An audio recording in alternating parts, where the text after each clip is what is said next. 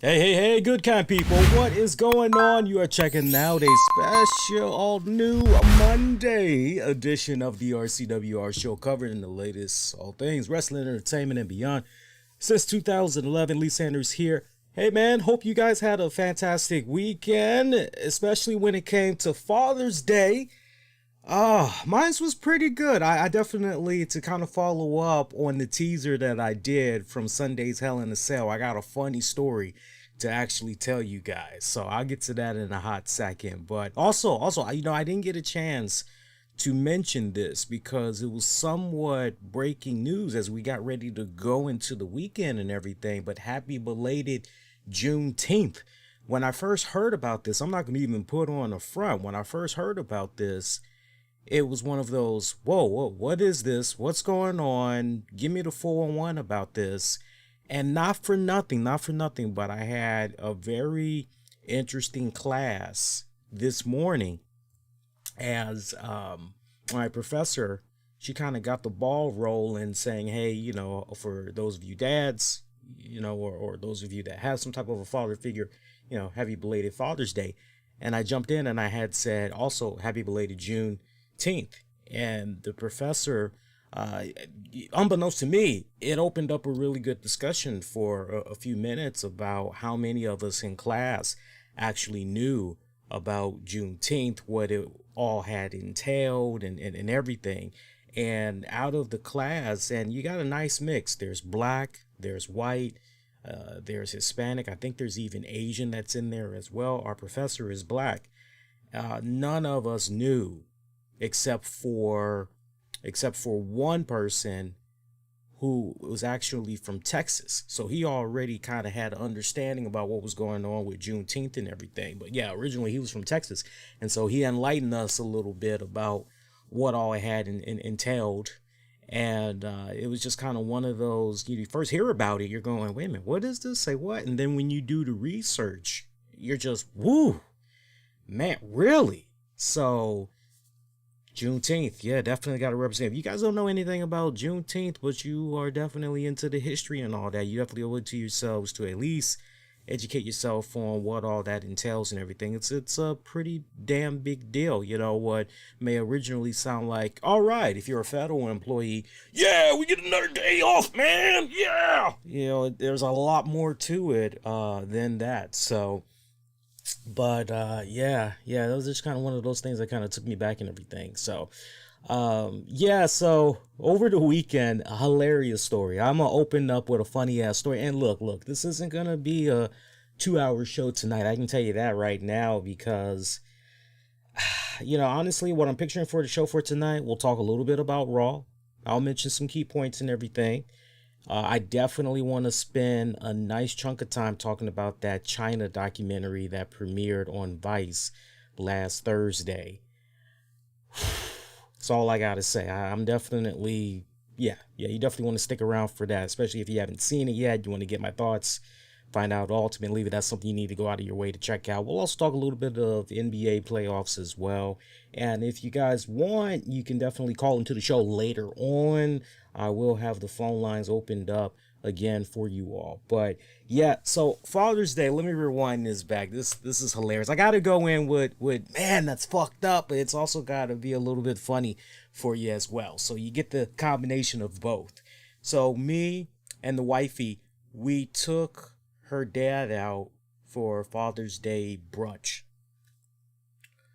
So we decided to go to Red Robin. How I get Red Robin, or rather Roy Rogers, out of Red Robin, I have no idea. Now, I know Roy Rogers used to be pretty popular in a lot of areas, and believe it or not, there's actually a handful of Roy Rogers restaurants that still exist, especially out here in the DMV, really particularly in the Maryland and Virginia areas. Not to my knowledge, there's no Roy Rogers running around in DC. One of the last 2 Roy Rogers that was in DC, they went away a long time ago. So we took Pops to brunch, and we had a 20-minute wait.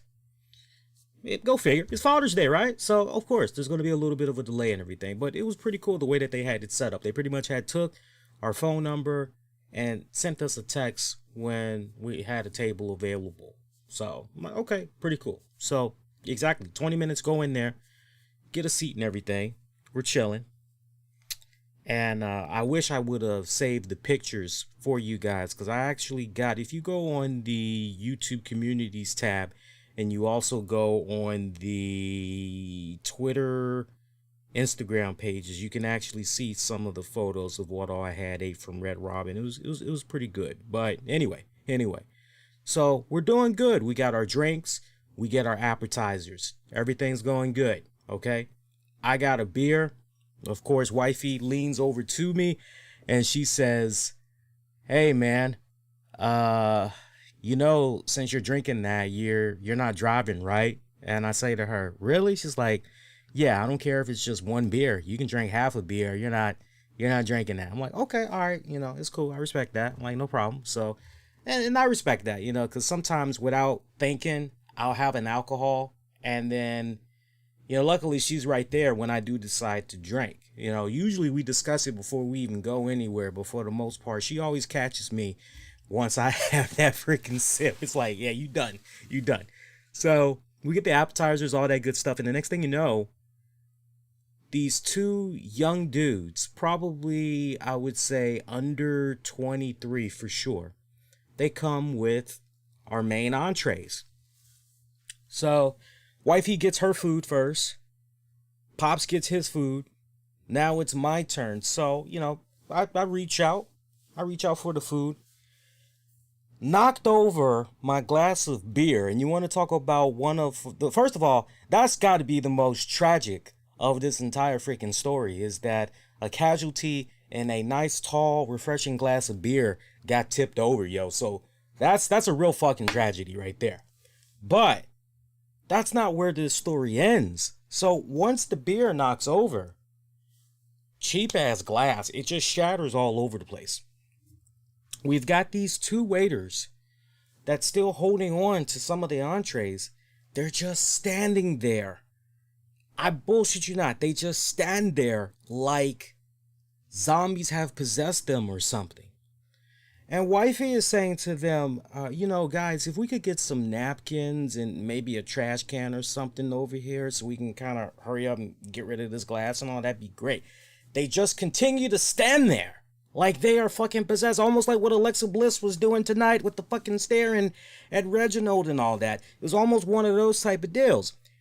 So I'm starting to check myself because I'm getting extremely frustrated with these guys. They just continue to stand there. Meanwhile, we've got about 1 table, 2 tables, 3 tables, 4 tables that are not occupied. Real easy. You put the food down, you hurry up. One guy goes get whatever, maybe the other guy goes and whatever, okay? Simple as that, right? You would think it's that simple. At least 3 times we had asked, "Hey, could you guys get us some paper towels? Could you maybe get a trash can? We got broken glass here." And they just continued to stand there. It was fucking bonkers. Just fucking bonkers. Now, you know what?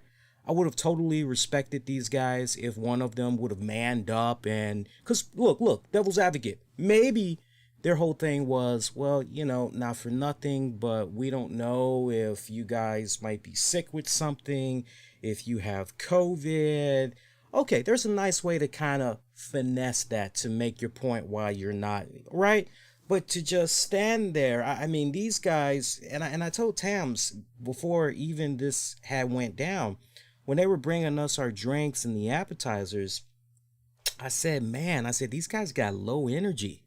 These guys act like they don't want to be working today. They act fucking miserable. And she was like, "Oh, stop." I'm like, "No, I'm serious." But it was in that moment that you really realize that these two guys were fucking miserable with this job.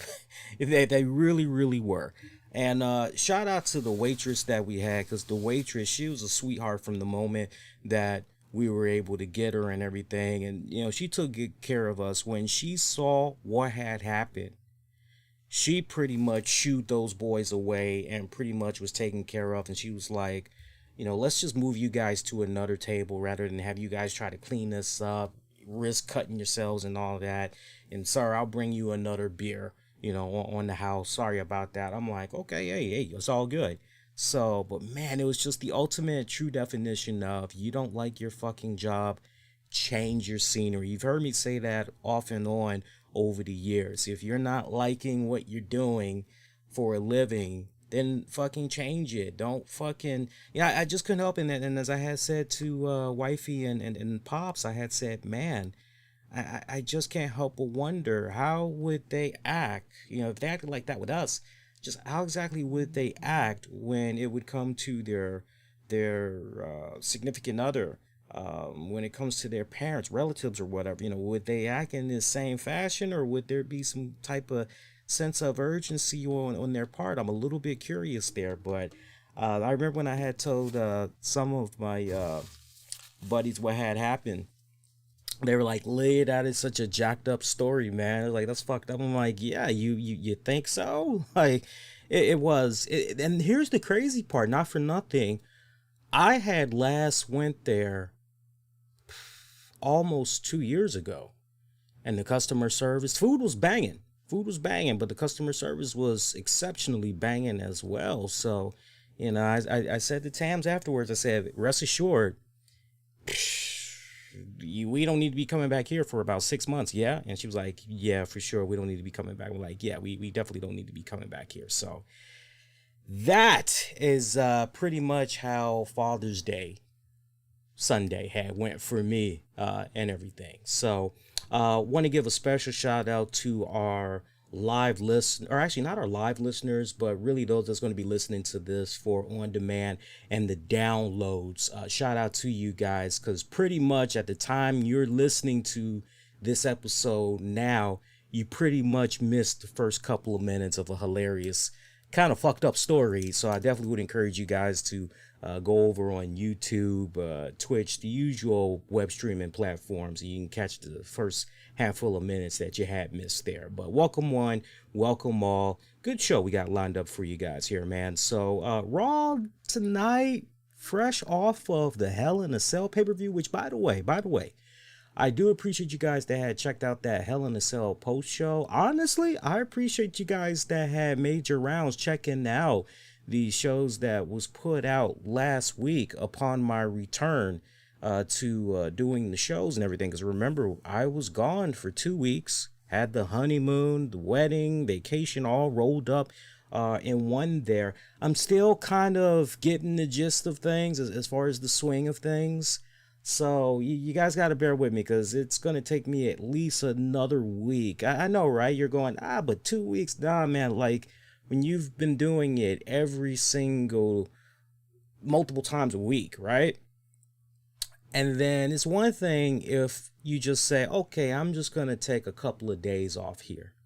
But to actually be gone for 2 weeks and be disengaged and all of that stuff, it's what I've been experiencing so far is relearning a couple of things.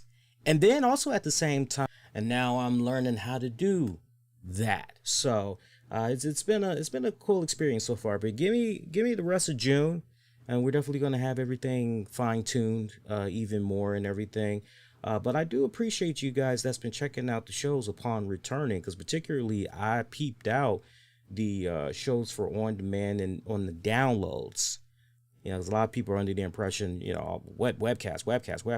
We're not solely dedicated to just the webcast. If something weird were to happen to YouTube, Twitch, and them, all the web streaming platforms, we'd be all right, because we began as a podcast, just strictly audio. So we would actually be all right. But I peeped out the numbers, and I saw that there was a nice little jump since we returned and everything. So it means a lot. Appreciate you guys tremendously.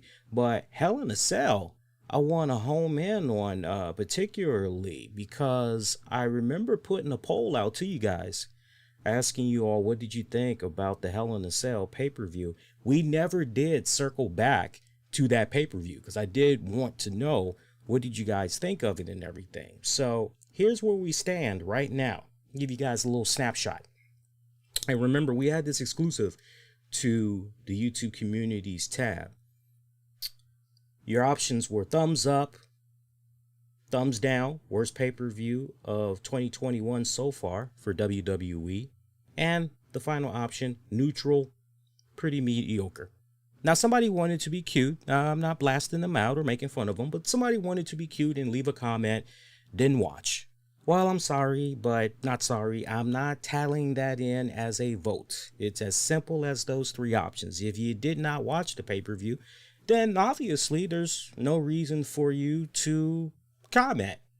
You know, now it's one thing if you say, hey, I didn't watch the pay-per-view, is there a reason particularly, for me, understand, when I put the options that I put when it comes to these polls, I'm being very specific.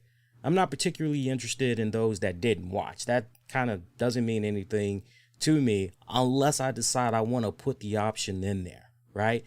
So that's why I went with the options that I went with. But anyway, 12% of you had said thumbs up for the pay-per-view. 38% of you said neutral, pretty mediocre. And 50% of you thumbs down, worst pay-per-view of 2021 so far for WWE. And remember the rating that I gave that pay-per-view overall. Some of my friends and colleagues in the podcasting world, they're being very kind. I haven't fully made all my rounds yet, but the couple that I've had listened to so far, very, very kind with that pay-per-view. I heard 7 out of 10. I heard 8 out of 10. I even heard some folks give it a 9 out of 10. I don't know about all that. But for me, day after, I'm still staying firm on a 4 out of 10. On a 4 out of 10. Now, if you were to say to me, oh, Lee, have a heart. Come on, man. Come on. Can't you boost that number up just a little tiny bit? 5 out of 10. But as it stands right now, if you're not twisting my arm, I'm staying firm 4 out of 10. That's final for me. So, like I said on Sunday, it really felt as though this particular pay-per-view, they just wanted to meet that quota for the whole virtual Thunderdome experience. Just phone it in and really pick things up when it comes to the actual, all right, we're here. We're in front of the fans again. We're back at the live gates. We're taking in those ticket sales, merchandise, yada, yada, yada. That's just what it had felt like on Sunday. So you would have thought going into tonight, fallout from Hell in a Cell, that maybe, just maybe, we were going to be in a really good position where things were really going to be popping. Not really. A bit of a so-so episode that we had got tonight. Look, I'm not going to be going all over the place. I'm not going to be spamming like that. I do want to focus on, pretty much the key parts. Now, the main theme for tonight's WWE RAW was the fact that, hey, Money in the Bank is going to be coming up on July 18th. So we got less than a month to go. And what we got tonight were Money in the Bank qualifying matches. Okay. So, all right. So they were trying to build it up. So, and I appreciate that. I appreciate how they pretty much went about these Money in the Bank qualifying matches and everything. So, kicking things off, let me just pull up my notes here, and I can tell you guys what all had went down tonight. All right. So, VIP Lounge, that was in full effect. Lashley, MVP, Lashley's lovely ladies. So they're relishing in the fact of what went down at Hell in a Cell. Drew McIntyre can, at least at this point, he cannot challenge Lashley for the championship. So as long as Lashley remains the WWE champion, and they were getting ready to raise a toast, drink their champagne, get their bubbly on and everything, all of a sudden, New Day's Kofi Kingston, Xavier Woods crashed the party bearing gifts of their own. They wanted to toast Lashley and MVP. And did they have the actual toast? They actually had some toasted bread that they were throwing at MVP and Lashley. MVP jumps in after a few seconds. Once he's able to successfully dodge all that toast coming at him, reiterates the Kofi Kingston. We've been kind of seeing MVP somewhat court Kofi Kingston off and on these past couple of weeks. He doubles down yet again and says, see, Kofi, this is exactly what I'm talking about. You're validating my point. You're doing all this clownish, stupid amateurish stuff. And this is why you were at home watching Hell in a Cell over the weekend instead of main eventing, because you're still being a clown and you belong in a circus at this point.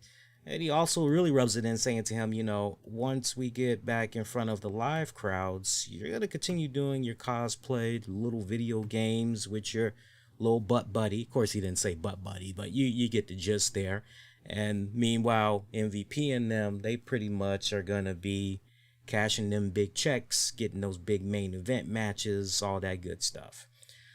So this was interesting. Kofi came right back and he said, hey, do I need to remind you that I did win the WWE Championship off of Daniel Bryan? And furthermore, I beat you several weeks ago, Lashley, or did you forget that? Okay, so we got the nice little recap that's going on there. It was really good back and forth between all of these guys. Really good back and forth.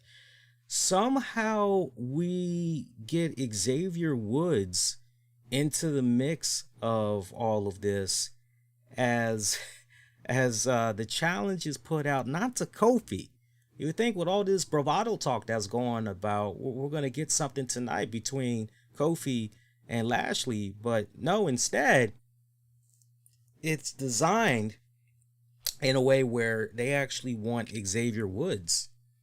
Xavier Woods is who they wanted to make their point, and this was just one of those. Wait, what's going on here? Well, like seriously, what's going on?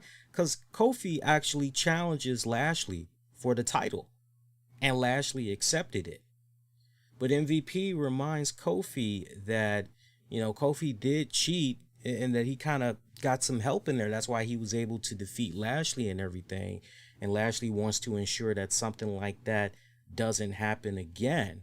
Lashley tries to, sell Money in the Bank and everything, but MVP corrects him, saying they actually want to fight tonight, but it's going to be with Woods. So the main event for tonight was Xavier Woods taking on Bobby Lashley inside Hell in a Cell, non-title matchup. Damn good main event match, by the way. I actually got to give it up as far as my MVPs of the night. I actually got to give it up to Xavier Woods and Lashley. I did not think Xavier Woods was really going to be able to rise to the occasion here. I mean, I knew how talented of a performer he was, or he is, and everything, but okay, I'm supposed to really envision Xavier Woods and Lashley here. You know what I'm saying? Like when you first hear that, you're going, wait, what? But then when you actually see the match and you see the way everything had played out, you just go, God damn, this actually was pretty damn good. They got about 15 minutes of story time that they were able to tell here. Nice, good back and forth. Xavier Woods did a phenomenal job, I personally felt, as being that underdog.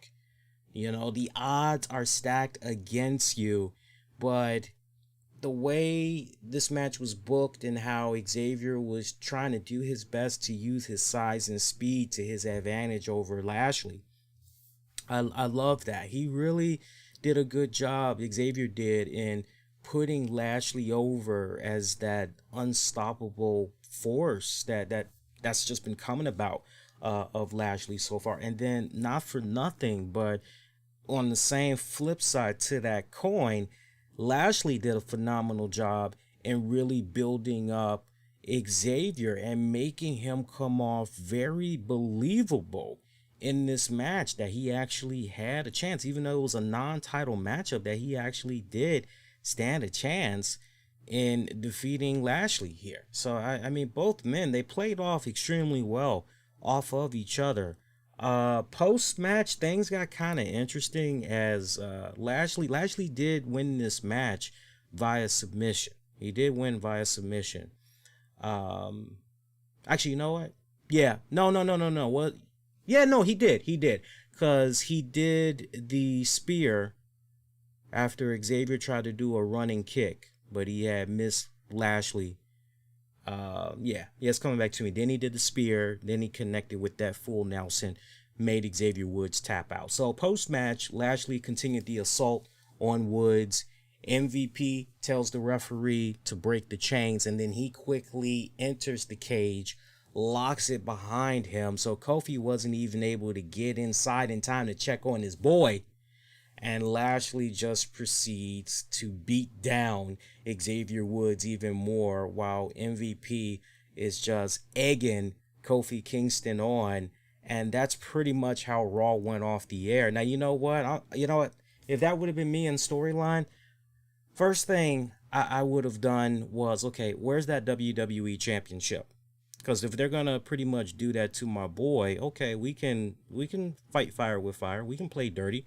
I'll take that WWE Championship, and because if I'm not mistaken, I don't believe, I would have to go back and rewatch it. I don't believe that WWE Championship was inside the steel cage. Once the gate was lowered and everything was locked up, I kind of feel as though that championship was on the outside, but it was kind of weird watching Raw go off with Xavier Woods just pretty much, inside getting the beat down by Lashley, and Kofi Kingston is just screaming on the opposite end. And that's pretty much how you go off, because, that's kind of one of those, the story continues on WWE.com, because at some point, Lashley, MVP, they have to come out of this steel cage. They have to come out of this steel cage. And Kofi Kingston is going to want a piece of that ass. So for me, it just makes all the sense in the world. You have some bonus exclusive footage that plays out on social media or on the WWE website, or hell, maybe even during Raw Talk, because I know there was a new Raw Talk tonight and everything. You got to see that reach its proper conclusion, because that would just be so weird to go into the next WWE Raw and just magically Xavier Woods got his ass handed to him, but here we are, it's a new week, right? So, but obviously, to kind of follow up on some of the future opponents that we were talking about for Lashley on that Hell in a Cell post show, remember I did say you can easily circle back to Kofi Kingston. You got some unresolved issues. There's kind of like an unresolved rivalry right there. You already did the first introduction to that feud. I remember I said you could go back to that. There's a lot of guys that had put over. I know somebody had brought up a Randy Orton, and I said, nah, maybe not for another 3-4 months, because it seems he's got his hands tied a little bit right now with Riddle. And as we kind of saw tonight, that just everything that kind of went down tonight kind of validates that point I was making about in regards to Orton and everything. So, I'm okay. I'm okay. If it's going to be Kofi Kingston once again, that's going to be chasing after Lashley for that WWE Championship, I'm actually okay with that. I just feel that this is, at this point, this is just, they're going to have a phenomenal match. Make no mistake about it. They're going to have a phenomenal match. But I just feel that at this point, Xavier Woods, Kofi Kingston, they are just going to be those respected stepping stones and basically setting Lashley up for his big arrival, his big come out party, which is pretty much going to be, I feel in my heart of hearts, it's going to be either Lashley, Cena, SummerSlam, or it's going to be Lashley, Lesnar, SummerSlam. I just kind of, or maybe Lashley, Edge, SummerSlam. It just feels like one of those three guys is how things are going to be panning out. So we'll see. We'll see how things go with that. Some other stuff that had went down on Raw tonight that caught my interest that I want to get into. Let's see. We're kind of jumping around a little bit, but we're doing pretty good here. Let's see. What else? Let's get into some of those Money in the Bank qualifying matches. AJ Styles taking on Ricochet. That was one of them. Decent match. I wish it actually would have went a little bit longer, because I don't even think they had scratched 10 minutes for this matchup. But Ricochet getting the dub off of AJ. Nice little moment. Even if it's a case where you don't feel he's going to be the one to win Money in the Bank, if you're a Ricochet fan, that was still a nice little good moment there. Viking Raiders were out there though. That was kind of one of those things that just, why do we have these guys out here yet again? Like you know that what's my man's name? Omos. Yeah, Omos was out there and everything, but then here comes Viking Raiders. They're pretty much attacking Omos for some reason, and Omos sends them both flying, and he's doing a good job pretty much hulking up and everything, but the Raiders, they're able to send Omos through the barricade. AJ, in those final moments, he tried to look for his phenomenal forearm, but Ricochet countered with the recoil, and that's how he was able to pick up the dub on AJ Styles. Meanwhile, Naomi, Eva Marie, or rather Asuka, Naomi, tag team action, taking on Eva Marie and wait for it, Piper Niven. And interesting because there was a backstage segment and we were about to find out what Piper Niven's name was. Because remember, last week we didn't get to hear her name. We were kind of led to the impression, oh, so her name is also Eva Marie? Like, well, what's going on here? And Piper Niven was about to introduce herself to the backstage interviewer when all of a sudden Eva Marie said, Dewdrop. Her name is Dewdrop. And you're going, wait, dude drop or do drop? Well, what's going on here? So I had to do a double take when I heard that name. And I know everybody, I saw a lot of the comments that were coming in on social media, and a lot of people were just shitting all over it. And I just couldn't help but take a step back and say, did you guys not learn anything from the Viking experience and all that other shit that was going on? This is just pretty much, to quote one of my favorite Bonnie Raitt songs, let's give them something to talk about. This is just a way to get people engaged, get people talking, and all of that good stuff. And once again, hook, line, sinker, fans are taking the bait. I heard the name Dewdrop before. It's slang. I just couldn't figure out what the definition was. So I actually had looked it up online and everything. And on the one hand, I just couldn't help. And see, this is what makes me totally different from most people that are talking about, oh, Dewdrop, well, fucking stupid. Here's what makes me different from those guys. Okay, we know that a name like that, surely it's got some type of meaning. In my particular case, I felt it was a slang term. What does that mean exactly? So the definition of dewdrop is as follows, and we're going to knock out two birds with one stone here. Urban Dictionary says it means referring to women who are sexually or romantically attracted to other women. Applies to both lesbians and bisexual women, as it is only the same sex. So keeping that in mind, I can't help but wonder, okay, did a Michael Hayes or did somebody in the back just say, Dewdrop, your name's just going to be Dewdrop? Or was this a particular case where, hey, Piper, you got something? Because we can't call you Piper just yet. We want to have some fun here. We want to get people talking online. Is there any name that comes to you that maybe we could call you or whatever? So I'm very curious, was it a case where, because if I were a betting man, and it's very seldom that I bet, but it just kind of feels as though maybe this is a name that Piper Niven went with. Because a lot of people probably aren't even aware of this. Piper Niven came out bisexual 2 years ago. Go back to 2019.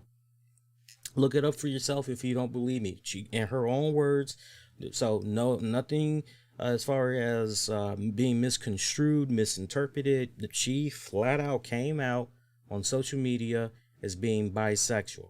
So kind of keeping that in mind, you just can't help but wonder, okay, dewdrop, is that maybe something that, she's hip on her slang, she's hip on the urban terminology and all that, and that's something that she went with, and that's pretty much where we're at right now. I'm very curious. I'm looking forward to hearing an interview with Piper Niven when she talks about this name, whether or not it's a case of she's the one that actually came up with that name, or it was actually somebody that came up with it. If you were to tell me, like, out of the scenarios, you could say maybe Sonya Deville had an idea, mentioned that to Piper Niven, or Piper Niven came up with it on her own. I would have such a hard time believing that somebody in WWE, not knowing anything about the urban slangs and stuff, came up with that. You feel where I'm coming from? So, but they went out, they had this tag match, and I'm looking at this tag match, I'm going, surely we're going to keep the trend going of Eva Marie not getting physical. Yeah, and we got that. We got that. A couple of times there, Piper Niven cleaning house. Oh, I apologize. Dewdrop. Dewdrop is cleaning house. She's doing solid, looking like a beast. And then when it's convenient, Eva Marie is tagging herself in, thinking she's going to be able to pick up the spoils there. And shit backfires in her face as she tried to go in for a cover on Naomi. Naomi kicked out.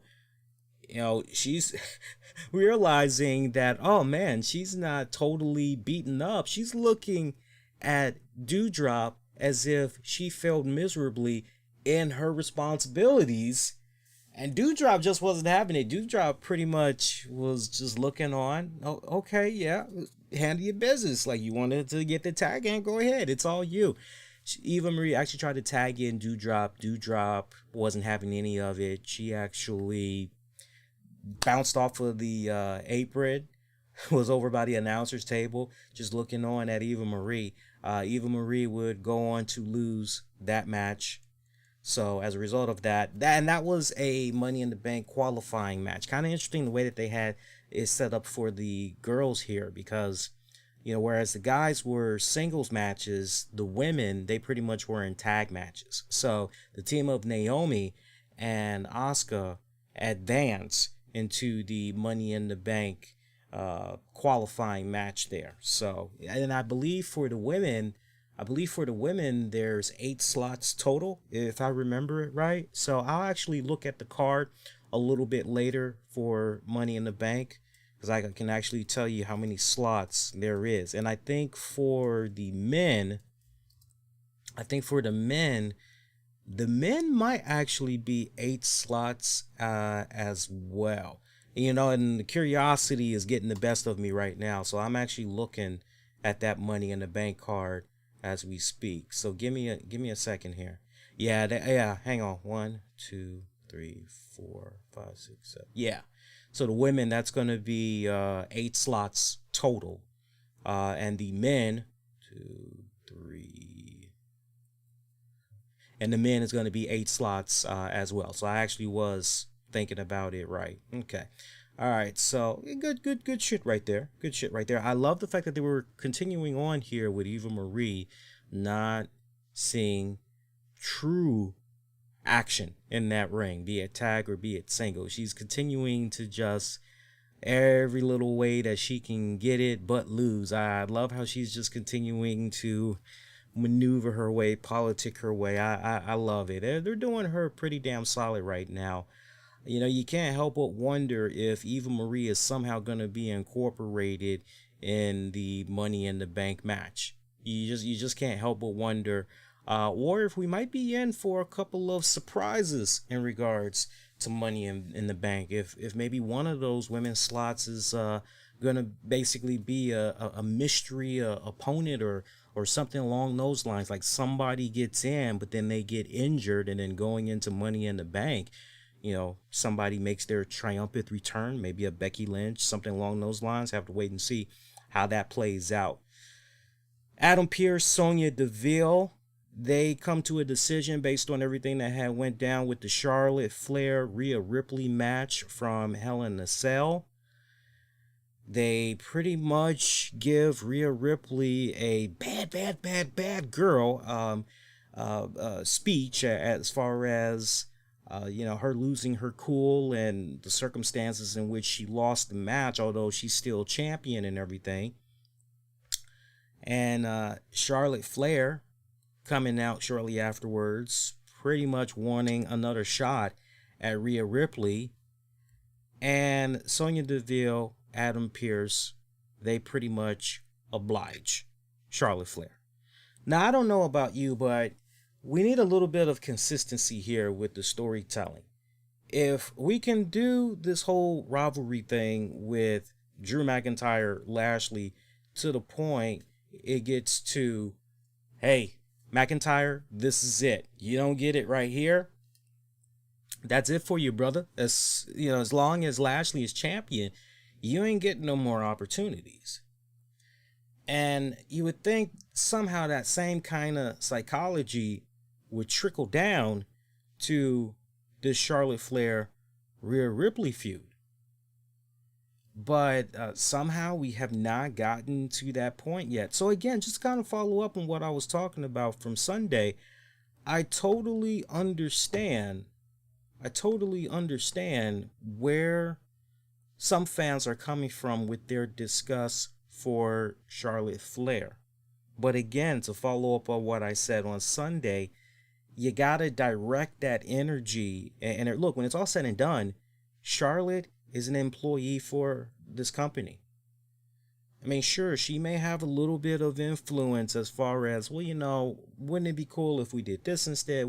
But when it's all said and done, even though she may be one of the stars of the show, one of the stars for WWE, when it's all said and done, she is not the one that, is the be all end all. The buck and all, it doesn't just stop with her, right? She's being given direction, right? There is a director that is giving her direction. Here's your script, here's your lines, here's what you're going to be saying. Here's how we got you booked in this particular segment. Here's what's supposed to be happening in this particular match. So we can't, as fans, take all our anger and frustrations out just particularly on Charlotte. We got to just look at how the writing has pretty much been mapped out. And like I said on Sunday, this is what happens when you're in a position where you're not properly building up that next tier of stars. Okay, this is what's going on with these guys. All right, next person up. Let's keep it flowing. Let's keep it. That's what made the Attitude Era so kick-ass when you really stop and think about it, because that, there was, not everything was good about the Attitude Era. Not everything was good.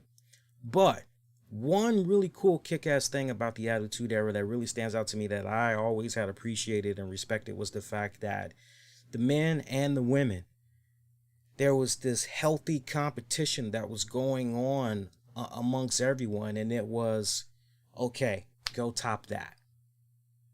Go see if you can top that segment. Go see if you can top this backstage skit. Go see if you can top this match. And there was always that healthy competition, but everybody was just trying to help each other evolve, move up to that next level and everything. That's kind of one of the reasons why I like AEW to a certain degree. If I were to say to a newer wrestling fan, Lee, what is it that you like about AEW? If I were to be asked that question, and I think you guys would agree, there's definitely some elements of that you see to a degree from AEW in the way that they are, and you hear about it all the time, actually, from some of the wrestlers that's there in AEW, how they all are very, not nurturing, but how they all are, very, very family-like, and they all want the very best for each other. They're watching each other's matches, trying to give each other's tips, really good advice, and all of that good stuff. So, but yeah, we got to really make sure as fans we home in on that. She's not, it's sad that she's the poster child for, this is what's everything wrong with the WWE. This is what's wrong with the women's division right now, is all this bullshit with Charlotte Flair. It's real easy to make her be the scapegoat. It really, really is. But we got to take a step back, and we got to think outside the box a little bit more. But yeah, Money in the Bank, it's going to be Charlotte Flair and Rhea Ripley once again going at it for the Raw Women's Championship. Backstage segment, Natty, Tamina. I guess this was footage shot earlier in the day. Natty and Tamina, they were trying to do an interview. They just got done doing a nice little photo spread. Mandy and Dana, they're training in the ring, and yeah. Look, I love Tamina and Natty. I got a lot of respect for them, but I just can't get into this whole feud that's going. I just can't. It does nothing for me whatsoever. Nothing. Another Money in the Bank qualifying matchup. Randy Orton taking on John Morrison. Morrison picking up the dub. Got a little bit of help from Miz, who was in the wheelchair, coming in with a water shot basically, a little Nerf gun, whatever the fuck you want to call it. Riddle was out there. He was trying to loan his support to his boy Randy Orton after he saw some of the fuckery that Miz was trying to do and everything, but ultimately it kind of backfired there. Morrison picking up a dub over Randy Orton.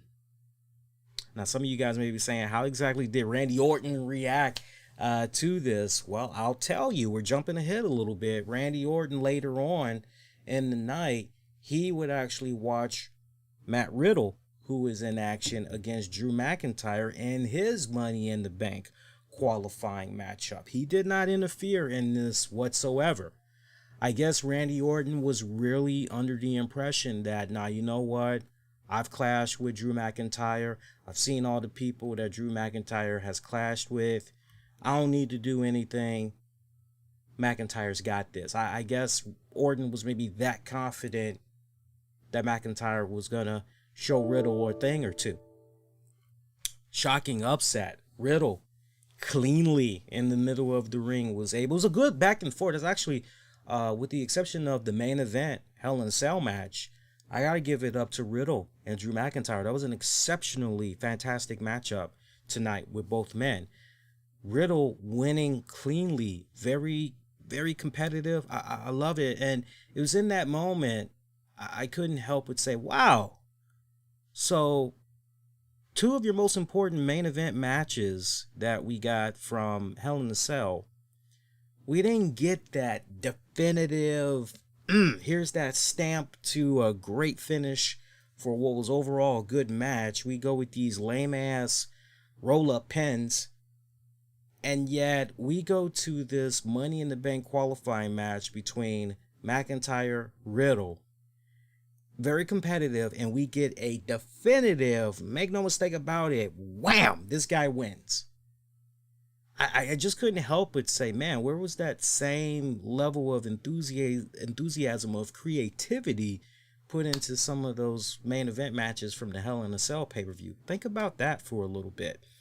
Matt Riddle, post-match, hoping that Orton was very pleased with what he saw, trying to get a dab from him. Orton wasn't giving it to him. Orton looked pretty pissed off.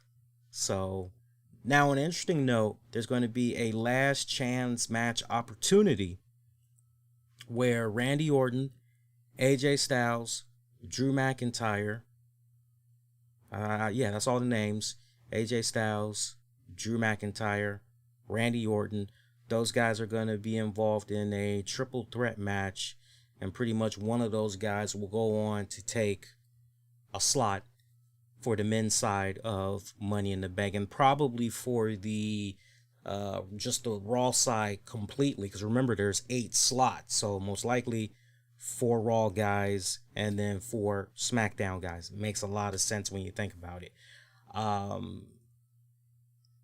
One thing that I'm kind of really thinking about here, you had Jinder Mahal, Jeff Hardy, Sheamus, Cedric Alexander. Who else was in there? There's a couple of other guys that was in there. but they all were trying to make a claim for why they should be given an opportunity to compete in Money in the Bank. And Sonya Deville and Adam Pearce weren't budging on that, and it was actually Jinder Mahal. It was actually Jinder Mahal. Mahal. What the fuck am I thinking about? It was actually Jinder Mahal that put this idea in the air. Hey, hopefully you'll keep me in mind in case something unfortunate were to happen to some of these Money in the Bank participants. Maybe they're not able to, do their match, right? So you're kind of having that in the back of your head, wondering, was that WWE's way of planting a seed that one of these guys is going to be fucked? If not from the Raw side, maybe from the SmackDown side. If somebody's going to be fucked, and first name you're going to come up with is Jinder Mahal, but it actually wasn't Jinder Mahal. So you got yourself another case of Clue, who done it, basically. Kind of feels like maybe that's the direction we're going to be going. Now the real question becomes, okay, so out of the guys that we saw that was backstage there, which one of those guys, first off, is the corporate? But then two, who's the guy that is potentially going to be eliminated from participating in Money in the Bank? Whether it's the actual match itself or a match to qualify to advance to that match at the pay-per-view. So something else that you got to have running around in your head there. I don't think AJ. I don't think it's going to be AJ. I don't see anybody jumping AJ. I mean, it makes all the sense in the world to have a heel basically fuck up. Yeah, it makes all the sense in the world to have a heel fuck up Drew McIntyre. If it were me, I'm just saying, if it were me personally, the direction that I would go,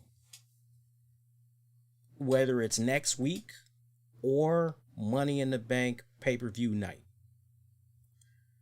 I would have Drew McIntyre laid the fuck out. Drew McIntyre just laid the fuck out. And now you got the mystery. Who the hell did this to Drew McIntyre? What the hell happened here? Just throwing a name out there, but ultimately, all signs will eventually lead to Brock Lesnar. You can still make an argument that Brock Lesnar is still pretty damn salty over what had went down last time him and Drew McIntyre had butted heads, and you can pretty much go from there. Something to think about. We'll see. Alexa Bliss, Nikki Cross teaming up to take on Nia Jax, Shayna Baszler. All right, so this is where it gets kind of fun here with the imagery. So tonight we get cute little Nikki Cross. And Nikki Cross, she pops up, and I apologize for those of you that's just going to be checking out the audio version of this, but I'm now going to be showing a couple of slide images here. So we get Nikki Cross here, and she's got this nice little blue mask on, and she's got some blue mascara or whatever around her eyes, and you're going, what's going on here? Is she kind of doing a 50 Shades of Grey thingamajigga? Is she feeling frisky this evening? What's going on? And she is cutting this passionate promo about how the fans are pretty much, you lift me higher, higher and higher. Your love keep on lifting me. All right, okay, so she's pretty much going in that direction. And you're like, oh, okay, all right, Nikki, whatever, man, whatever's you got going on here, yeah, okay, cool. But then it gets better. Oh yeah, it gets better. If you didn't see this tonight, it gets even better. Boom! We see her full get up, and she's got this whole Molly Holly, what's up with that? Hurricane Rosie vibe that's going on. And I just couldn't help but look at this, and I know everybody was having a field day laughing their ass off about this and just bashing the hell out of WWE. I looked at this particular moment, and much like how things had went down with what was it? Piper Niven and that whole Dewdrop name. I looked at this and I said, okay, taking chicken shit and making the best out of it. All right? You're hungry, money's kind of tight, you're not going to get paid until Friday, you're looking inside that pantry, and you just trying to figure out what do you got in that pantry that you can whip up and try to make some decent food. That's what it's all about. Just make something decent that you stretch it out, make it last a couple of days till you get paid. That's what I looked at when it came to Nikki Cross in this little costume here tonight. You know, for me personally, I just couldn't help but say, you know what? God bless Nikki Cross. She is she's trying to make the best out of these situations that's being presented to her, and she's trying her best to make it work. And for me, this was a really prime example of Nikki Cross trying to make this work. It's so funny too, because there's an infamous photo that's floating around. It's got all of these WWE women that were at the Performance Center, and you know, it's a who's who. You got Lana in there. It's a who's who. Everybody is in there, and everybody has these nice smiling faces.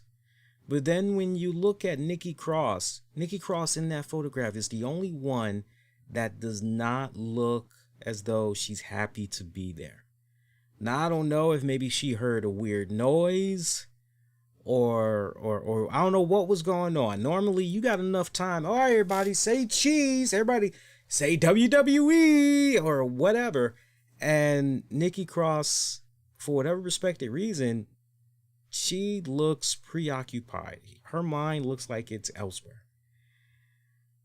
And you just couldn't help but look at that and go, does she know something that maybe some of us don't know? Like is something weird possibly getting ready to go down? Or, you know, what's up here? So that photograph kind of had a few people talking. It did. So to see her in this position, look, I will give her a lot of credit. These past several weeks, what I've been seeing of Nikki Cross, she seems as though she has this big old ball of energy. She seems revigorated. She seems refreshed. She seems renewed. And, you know, I'm very curious to see exactly where this is going to go.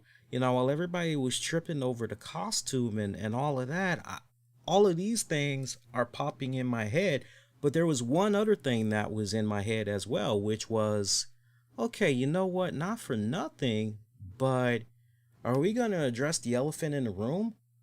This is another Money in the Bank qualifying match where the two participants on the winning team advance into the Money in the Bank match for the women's side. Pause for a second. We'll come back to that in a second. I'm getting a notification about the stream, and I keep bouncing from green to red. So let me see if I can try to close a couple of programs real quick here. I don't know what program I could possibly close, but bear with me a second here. Let's close that. And if anything, let's take this Nikki Cross image off. All right, bear with me a second here. And then let's minimize this. And then that should stop. Okay. So let me know if that helps, because I don't know if you guys were experiencing any type of lagging issues, but it looks like I was in red there for about 5 minutes. Okay, now we're kind of going. Yeah, and it's kind of red again. I'm going to keep playing around with that. But another thing that kind of clicked in my head there as I'm looking at that Nikki Cross Alexa Bliss match, I'm going, well, wait a minute here. Pump the brakes.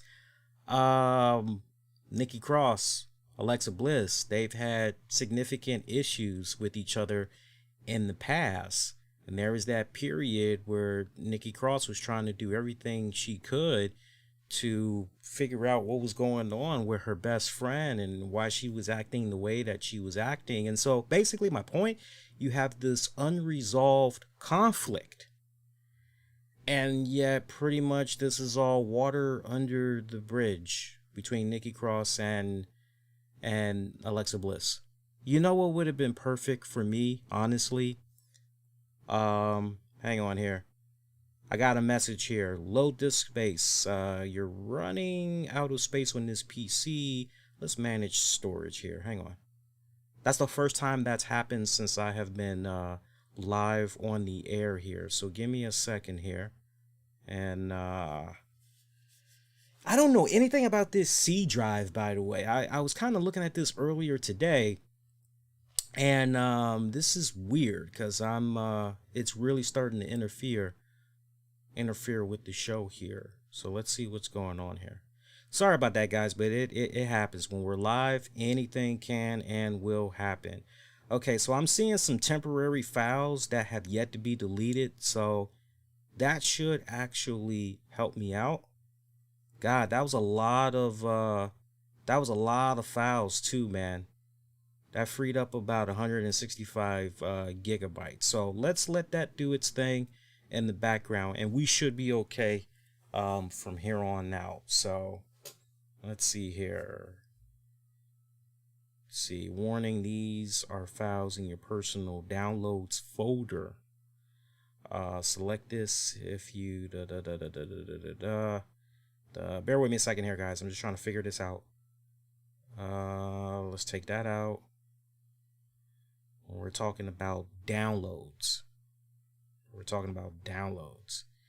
I don't think there's anything I need that is in downloads. So let's go ahead and remove those files.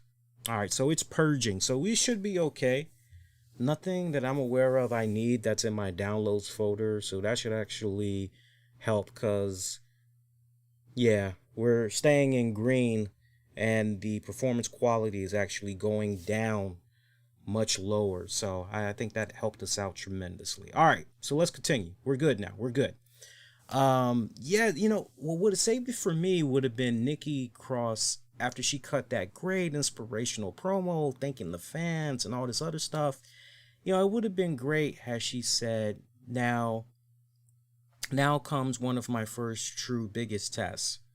Can I truly put the past in the past and work alongside someone who used to be my best friend but became my enemy, and Alexa Bliss? Well, folks, I guess we're going to find out next. It would have been great had she just said that. Just that little thing. That would have been so fucking perfect. You guys have no idea.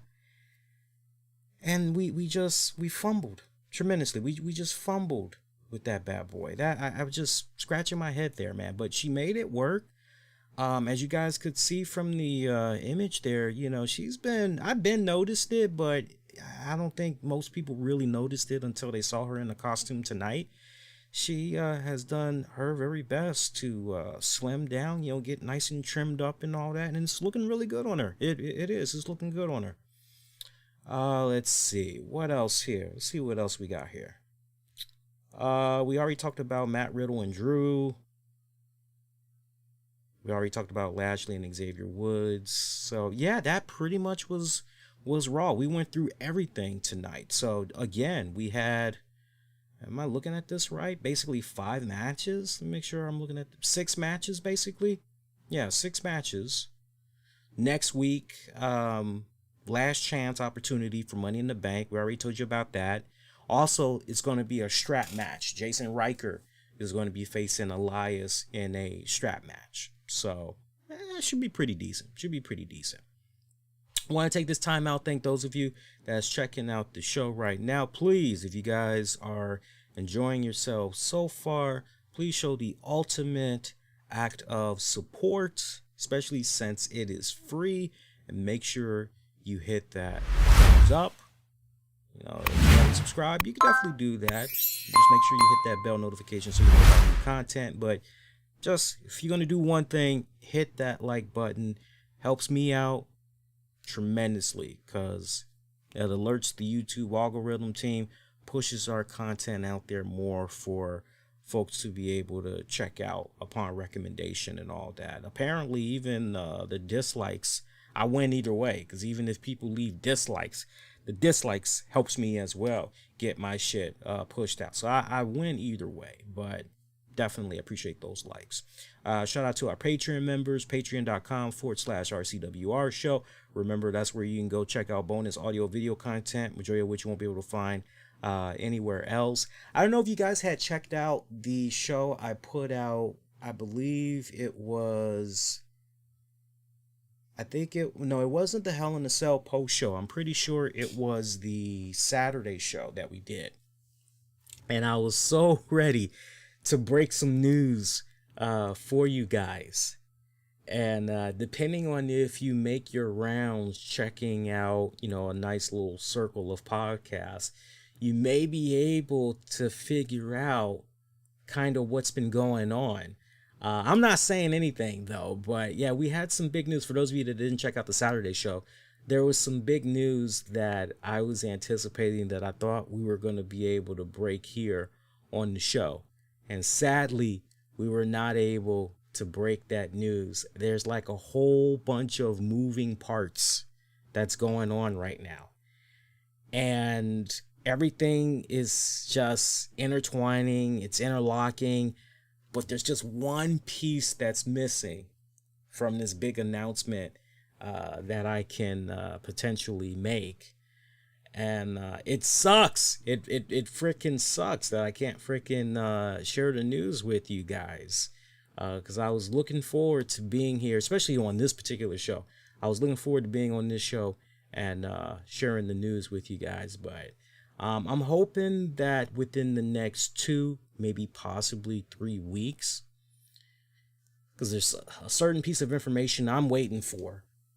And if I can get that information, and I think that's pretty much going to be in game as far as that announcement goes, whether or not I'll be able to make that announcement or if I'm going to have to pull a couple of audibles. So, have to wait and see.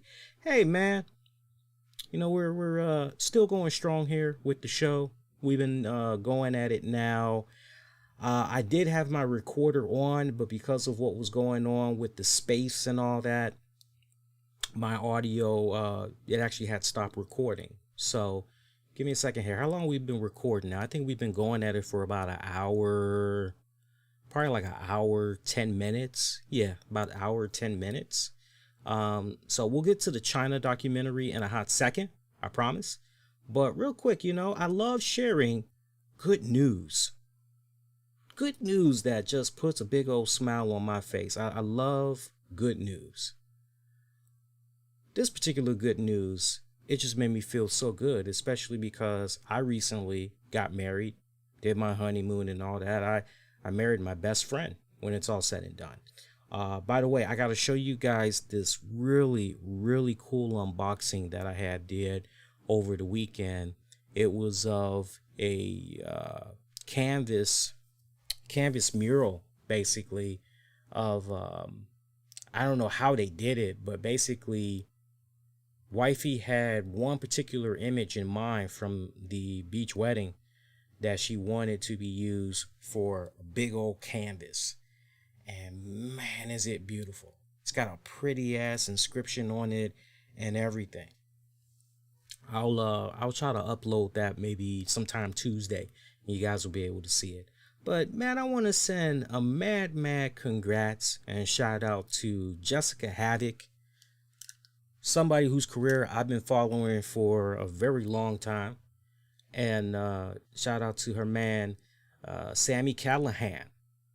Made the announcement that they are engaged. Made that announcement over the weekend. I think that's beautiful. I think that's awesome. The message that she put out there over the weekend, she said, so I just ended a live stream of the Mothman statue at the Mothman Museum just to have Sami on one knee when I turned around. I almost couldn't believe it. I am so overwhelmed with happiness. I didn't know how to react, so I started crying. Laugh out loud, tears of joy. I don't know what to say. P.S. I said yes. Hashtag Mothman Museum, hashtag engage, hashtag love, hashtag birthday. So I mean that's a beautiful ass thing to hear. Congrats to them.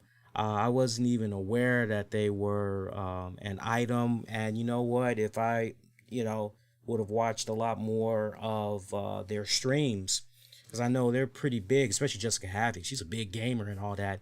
I probably would have been found out by now, but I don't make my rounds enough to, there were a couple of wrestlers whose Twitch accounts I had actually checked out, and I won't put any names out there because I don't need people feeling bad, insulted, having butthurt feelings and all of that, or really take it personal. But they were wrestlers. Some of the wrestlers whose work I had followed on Twitch, one of the things that rubbed me the wrong way was I didn't like the fact that if you were trying to check out their content, at first it was all good. They were all about, yeah, man, just want to grow the community. Oh, love this community. Yeah, want to engage with you guys, blah, blah, blah. And then about less than 3 weeks later, they start putting all their content behind a paywall.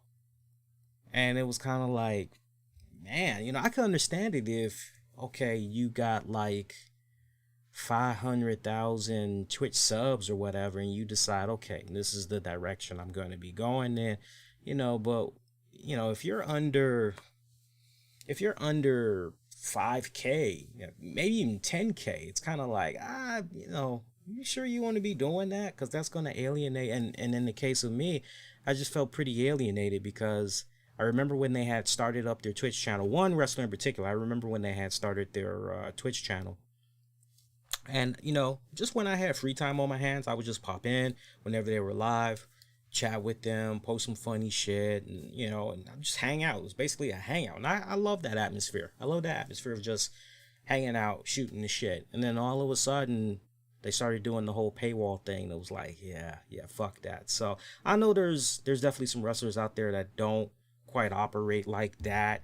But, when you've had a couple that, and then it's kind of like, oh, did you see blah, blah, blah was doing, like the last couple of folks I had checked out their Twitch stream just randomly, not looking for any salacious news. I just wanted to either see what they were playing, talking about, hang out.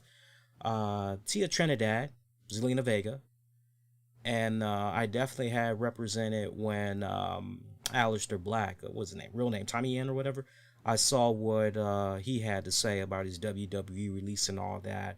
But yeah, if I ever get like the itch to like want to, Zelina Vega, she's definitely one of the people that I'll go see, what's going on with their respective channel, see what's up and all that. I'm trying to think who else from time to time I check out. I'm trying to think who else. I think that was really it. Because if I mention the other names, you'll kind of be able to figure out who it was I might have had issues with. So, yeah, I'm going to shut up now. But once again, mad shout out to Jessicka Havok and Sami Callihan. That's pretty awesome. Seriously, pretty awesome.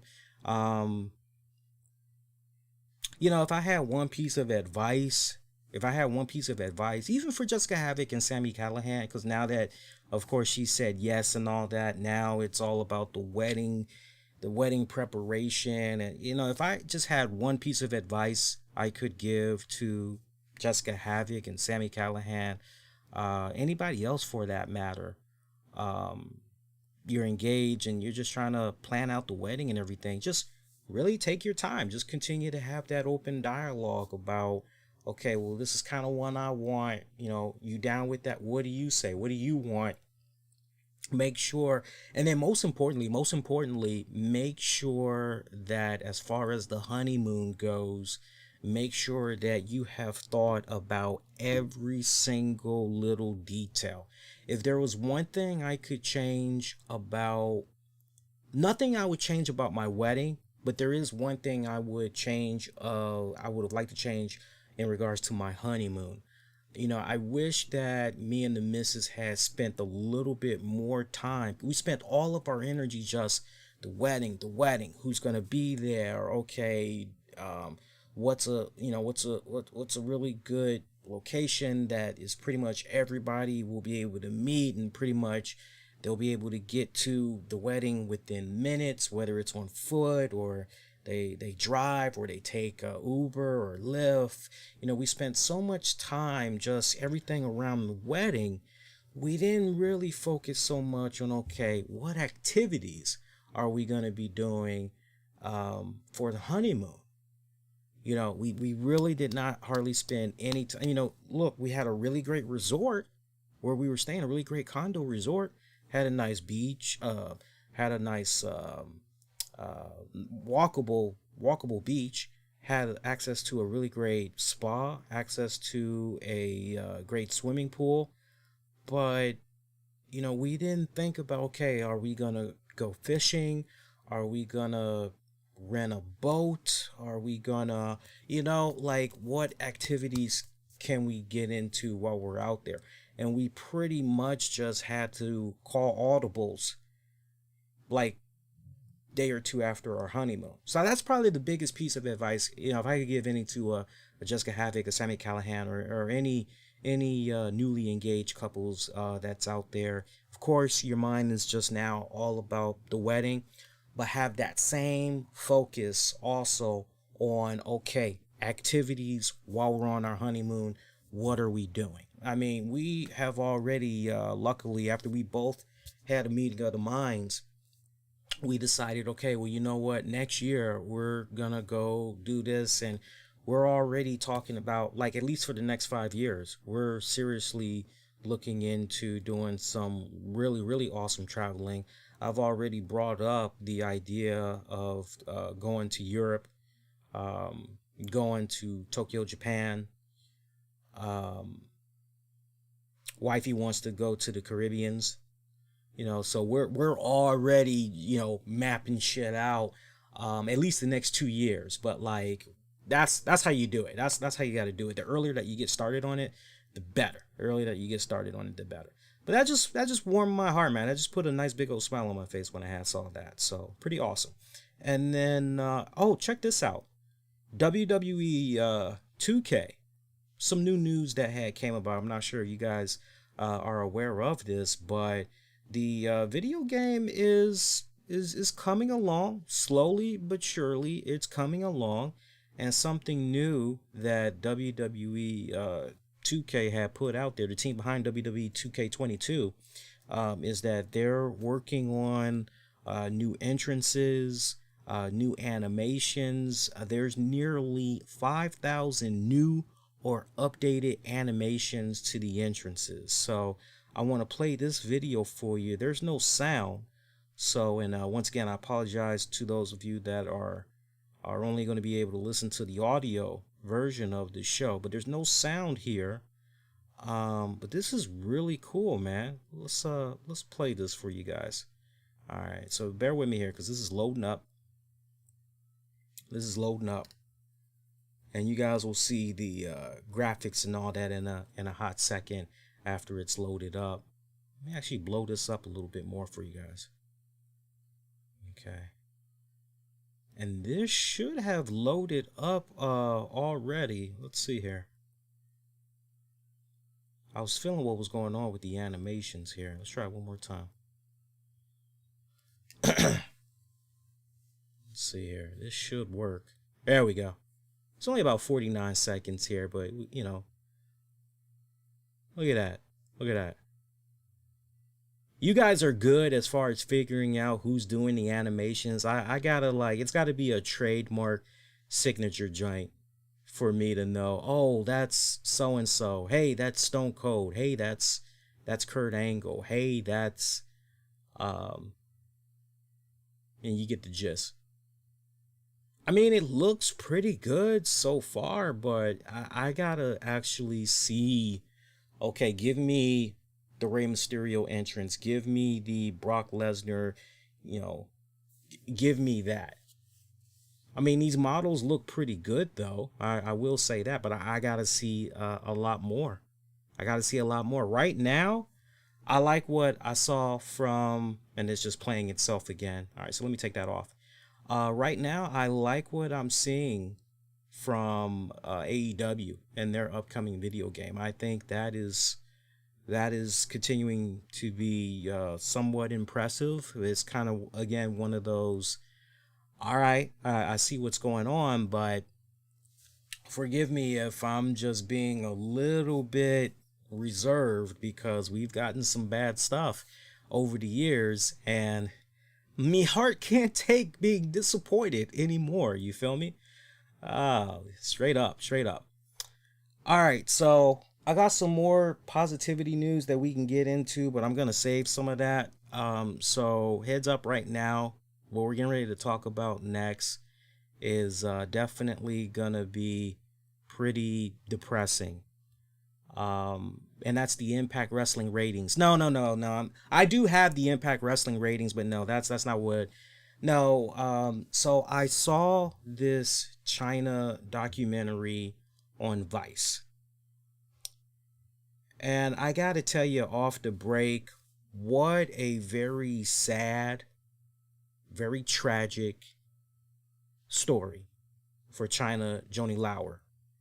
You're just left feeling so freaking depressed. And in my particular case, I've dealt with depression off and on over the years. It hasn't gotten the best of me, but there have been moments where over the years I was in a pretty deep state where I didn't want to talk to anybody. I didn't want to eat. Extreme difficulty sleeping, if I even slept at all, as I've suffered a bit from insomnia over the years. I luckily, nothing extreme, but I pretty much got my regimen. I take melatonin. Sometimes I'll have a little alcohol, and that's pretty much how eventually I'm able to get myself to sleep. Least littlest thing will wake me up and I will just be wired. So anytime I'm in a position where I can just get total freaking, I'm that difficult of a sleeper. I really, really am. Anywhere that I go traveling wise, I give these strict rules that you got to put me on a level where there's little to no noise, older couples, like no kids, like I need my peace and quiet, right? But I remember one of the last times I was in a deep state of depression where, I was just, really, really, two come to mind right now. Actually, three. When I found out Prince died, when I found out Robin Williams took his life, and when I found out Chris Cornell passed away. Those were within recent years. And just how I felt with those three particular deaths, I felt the exact same way by the end of this Chyna documentary on Vice. Just floored. It just really, really floored. If you've never, how can I say this? If you are a wrestling fan and you sadly were never in a position where you got to see Chyna first rodeo, getting involved in WWE, DX, Triple H, and all of that, and you got a strong stomach, then I would say go ahead and watch this, especially just from trying to understand the historical points of her career and everything. Then you want that context, then I would say go out of your way and watch this. That's if you mentally you're tough, because this is not for those that are weak at heart. I can tell you that right now. It's just not. I found it very difficult to sit through this and watch it, and I always was a big fan of Chyna Joni Lauer, always. And I've told the story off and on over the years. I'll never forget. Forever long I live, I'll never forget this. But I remember when Chyna Joni Lauer actually came through the DC metropolitan area. She was doing and it was for Playboy. It was for Playboy. And that was the infamous red text, white background, and she was wearing a nice little black dominatrix type of outfit. It was that when she was promoting. Matter of fact, I believe I actually still have my signed Chyna Playboy magazine floating around here somewhere. I got to see if I can find it. But I remember my best friend, me and him, we both were in college, at the same college at the time. And he says to me, Lee, he's like, dog, guess who's gonna be coming to Crown Books? And shout out to those of you that live in the DC metropolitan area. Over at DuPont Circle, back in the day, there was a Crown Books. And this was like, man, I'm telling you, once Amazon started really tearing it up early on in those years, come to us for your books and all that, places like them, Barnes and Noble, Borders, they started taking some serious hits, man. Some of those joints, especially the mom and pop joints, they never recovered. And sure, business is kind of different and a little bit better for them now, but not back then. But my boy said to me, man, Lee, guess who's coming to Crown Books? I'm like, who? Chyna. I'm like, get the fuck out of here. He's like, yeah, Chyna. And at the time, I was, on top of being a college student, that first rodeo, I also was working the college library. So I could not break away from that for nothing. I couldn't. And so I said to him, I said, look, man, I said, take my Playboy, get that bad boy signed for me and everything. And if you could pass along a personal message to her, I would greatly appreciate it. And he's like, yeah, sure. What's the message? And I said, just let her know that I appreciate, her contributions to wrestling. She's one of my favorites. I think the world of her. I love her. She's totally fucking awesome. Keep kicking ass. That was pretty much my message. He's like, okay, yeah, I'll make sure she gets it. And I'm like, so what are you going to do? You just going to have her, sign your Playboy too? He's like, I'm going to have her sign my Playboy. And I did this really cool drawing of her. I don't know if he still has that drawing, man, but it was a pretty sweet ass drawing that he did of her, man. It kicked total fucking ass. So he goes to the Crown Books. And when it's his turn, he's showing her the drawing that he did for her and everything. And she is just in a trance. She's just kicking back for like several minutes. Like everybody else, she's just going, hey, nice to meet you. She actually spends about 5 minutes talking to my boy and everything.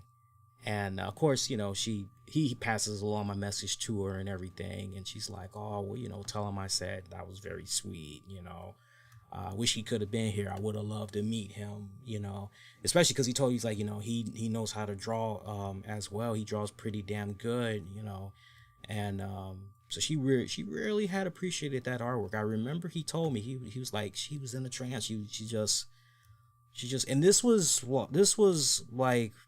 like shortly, I want to say after she left WWE. So this was way before things started getting, all fucked up with her and everything. This was way before that shit. So if I'm thinking about it right, when that whole Playboy had came about, so when I think about it just right, so that was like 99, 2000, yeah, so 2000, it was like summer of 2000 is when that had happened.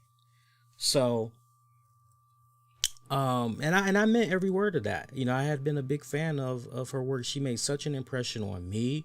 She made such an impression on my other friend. When Chyna came to the scene, I mean, we just looked at this woman that had, these muscles, this commanding, intimidating presence. She looked as though she was made from granite. She looked as though, the gods essentially had made her, the mythical gods, and it was like, wow, who is this woman, it's like, man, she, and I just remember back then all three of us, we were in that phase where we loved working out and everything. And for us, the top two people that we homed in on particularly, as far as, you know what, they look like they doing it right as far as workout regimen, because I know for one of my friends, they actually at one point they wanted to be a trainer for celebrities and all that. But we would look at guys constantly like Triple H, Chyna. Who else did we look at? We looked at Scott Steiner kind of cross-eyed because and it's understandable. We can, yeah, but with a distance, we kind of, okay, he looks good, but that looks kind of nasty, freakish, like, But the main ones we were looking at was Triple H, Chyna, um, somebody else we used to look at constantly as far as their build and physique and all that goes. And every time we would have like posters of all of them guys like by our weight benches and be just going at it, lifting the weights and everything. And it's sad that Chyna passed away not knowing the impact that she had on young teenagers going into adults like me and my friends, and the many women that she impacted, because there were so many women that got inspired by Chyna to either want to break into the business, tear down those barriers, and really shake up the foundation of the women's wrestling industry and everything. Or you had those that just, in general, they too wanted to get into the wrestling business, because when they looked at Chyna, it was, hey, if she can, well then so can I. Why can't I? If she would have just known how much she truly was loved, respected, appreciated, I don't believe that her life would have ended so sadly and tragically the way that it did. And it was a prime example of watching somebody in their life who, okay, yeah, they had a difficult, rough childhood growing up. You got this abusive piece of shit of a father that is just beating the crap out the mom. Lord only knows what the fuck physically, verbally might have been doing to Chyna. That has profound impact. Profound impact. If you've walked that walk, you walk them shoes, you know exactly where Chyna was in her life as a kid growing up. A lot of what was going on in that story, it definitely had hit close to home for me, because my childhood definitely was not peaches and cream and gumdrops and fucking rainbows. I'll tell you that right now. It really made me just kind of take a step back, and I mean, very strong similarities in what was going on there. And when you have a situation where, okay, you got one parent that's acting this particular way, and then you got this other parent that's acting a particular way, okay, so already you're fighting for that acceptance, wanting to be loved, wanting to be liked, wanting to be appreciated, wanting to be respected, and you're just going pretty much wherever the wind blows in order to get that. And I remember reading her book and everything, and great read. I would highly encourage you guys, if you never read her book before, definitely go out of your way and pick up her book. But you're reading it and you find out eventually how she got into the whole bodybuilding and all that, and it's like, here's a girl that for the longest time was always fighting for acceptance, always fighting for respect. And it really seems as though once she got involved in the wrestling business, yeah, sure, things were good for that hot minute. especially when she was at the gym one day and she pretty much runs into Triple H and all that. And look at where Triple H was at that particular time in his career. I mean, sure, you had the whole curtain call thing that went down with Triple H. You know, sure you had that was going on. But look at what was going on there with Hunter. Curtain call happens. Some of those guys go to ECW. Triple H pretty much, he catches the back end of that. He eats a big old plate of shit for a significant period of time. Now, there's no telling definitively if it wasn't for Chyna, you know, if Triple H wouldn't have continued down the path that we've come to know, respect, appreciate, and all that. We you know, maybe it would have been delayed by a couple of years, who knows.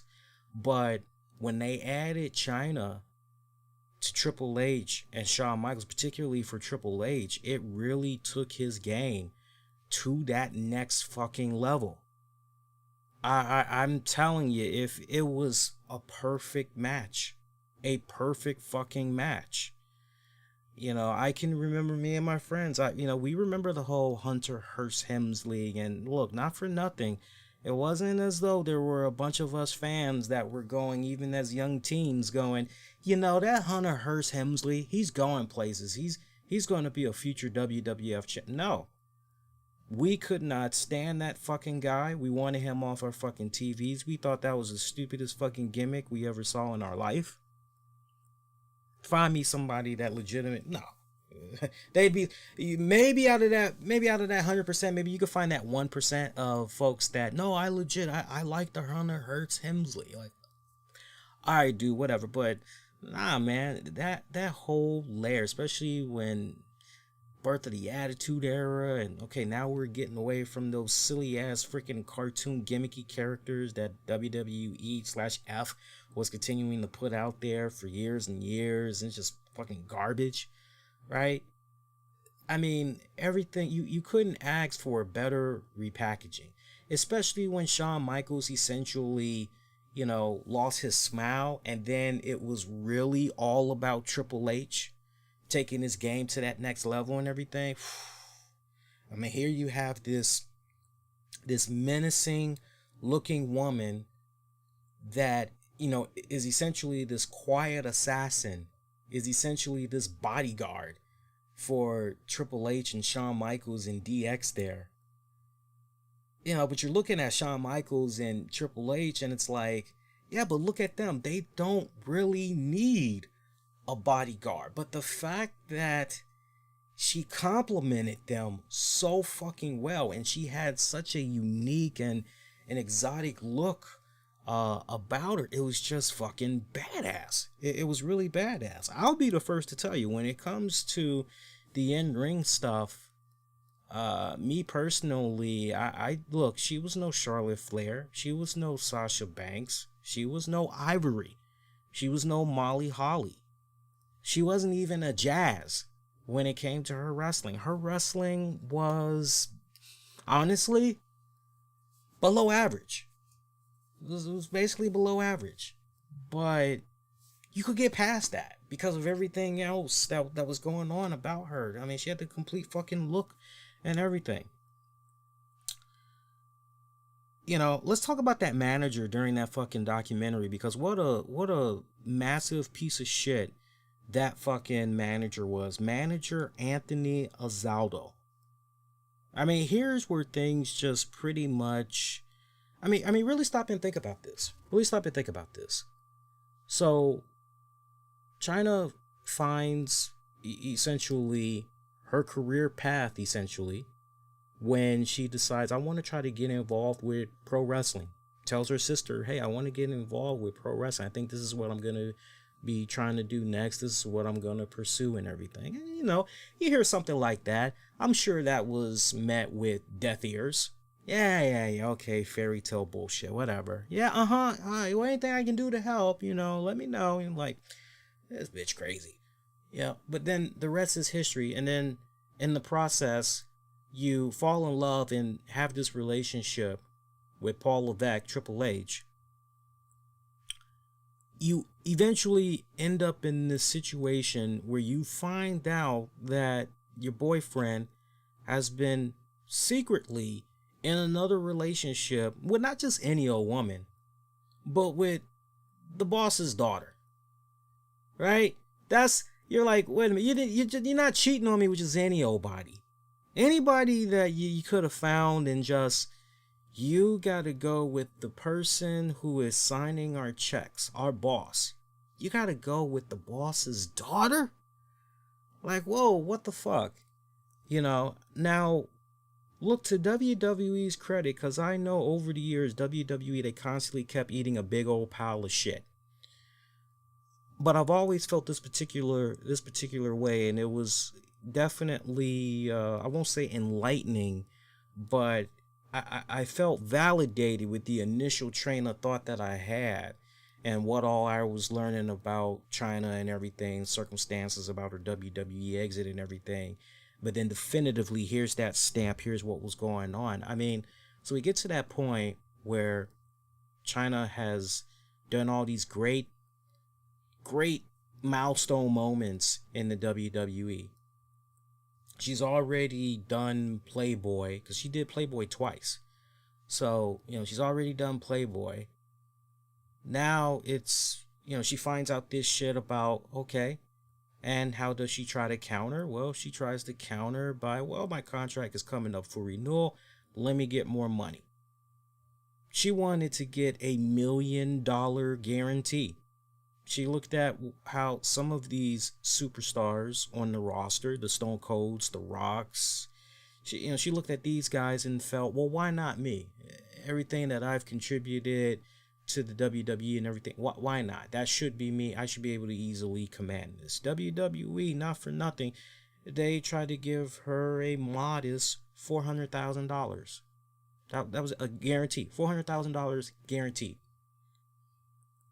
Now, you may look at that in 2021 and beyond and say, kind of chump change, or, oh, that's almost your standard NXT contract to a degree, almost. Back then, that was, okay, we're talking, late 90s, 2000, that's some pretty good money. That's some pretty good money. You think about where the minimum wage was at that point in time. You think about where rent, mortgage, and all that was. $400,000 a year, that's pretty damn good. So you had WWE try to give this woman some type of an olive branch, but she essentially tried to up the ante and essentially triple what they initially were trying to give her. And that right there, I understand WWE saying, okay, you know what, this isn't going to work. Sorry, but we got to let you go. We want to keep you, but, we can't give you that money. No. I respect where they're coming from and everything. I do. I truly respect where they're coming from that standpoint, because if that was you, if that was me, and we had somebody that was trying to come at us like that, now let's really bring this home.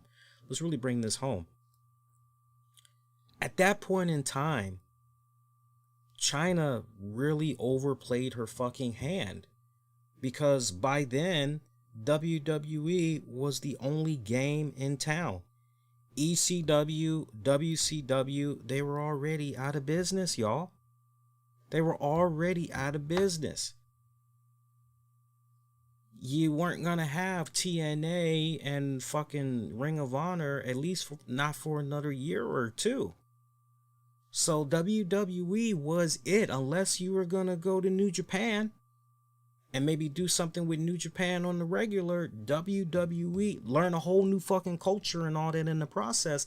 WWE was it. It was the be all, end all.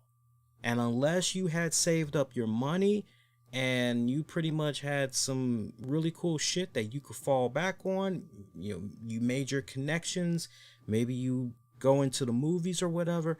I remember when I found out when she had, basically been let go from the WWE. Yeah, I just remember me and my friends, we were so optimistic.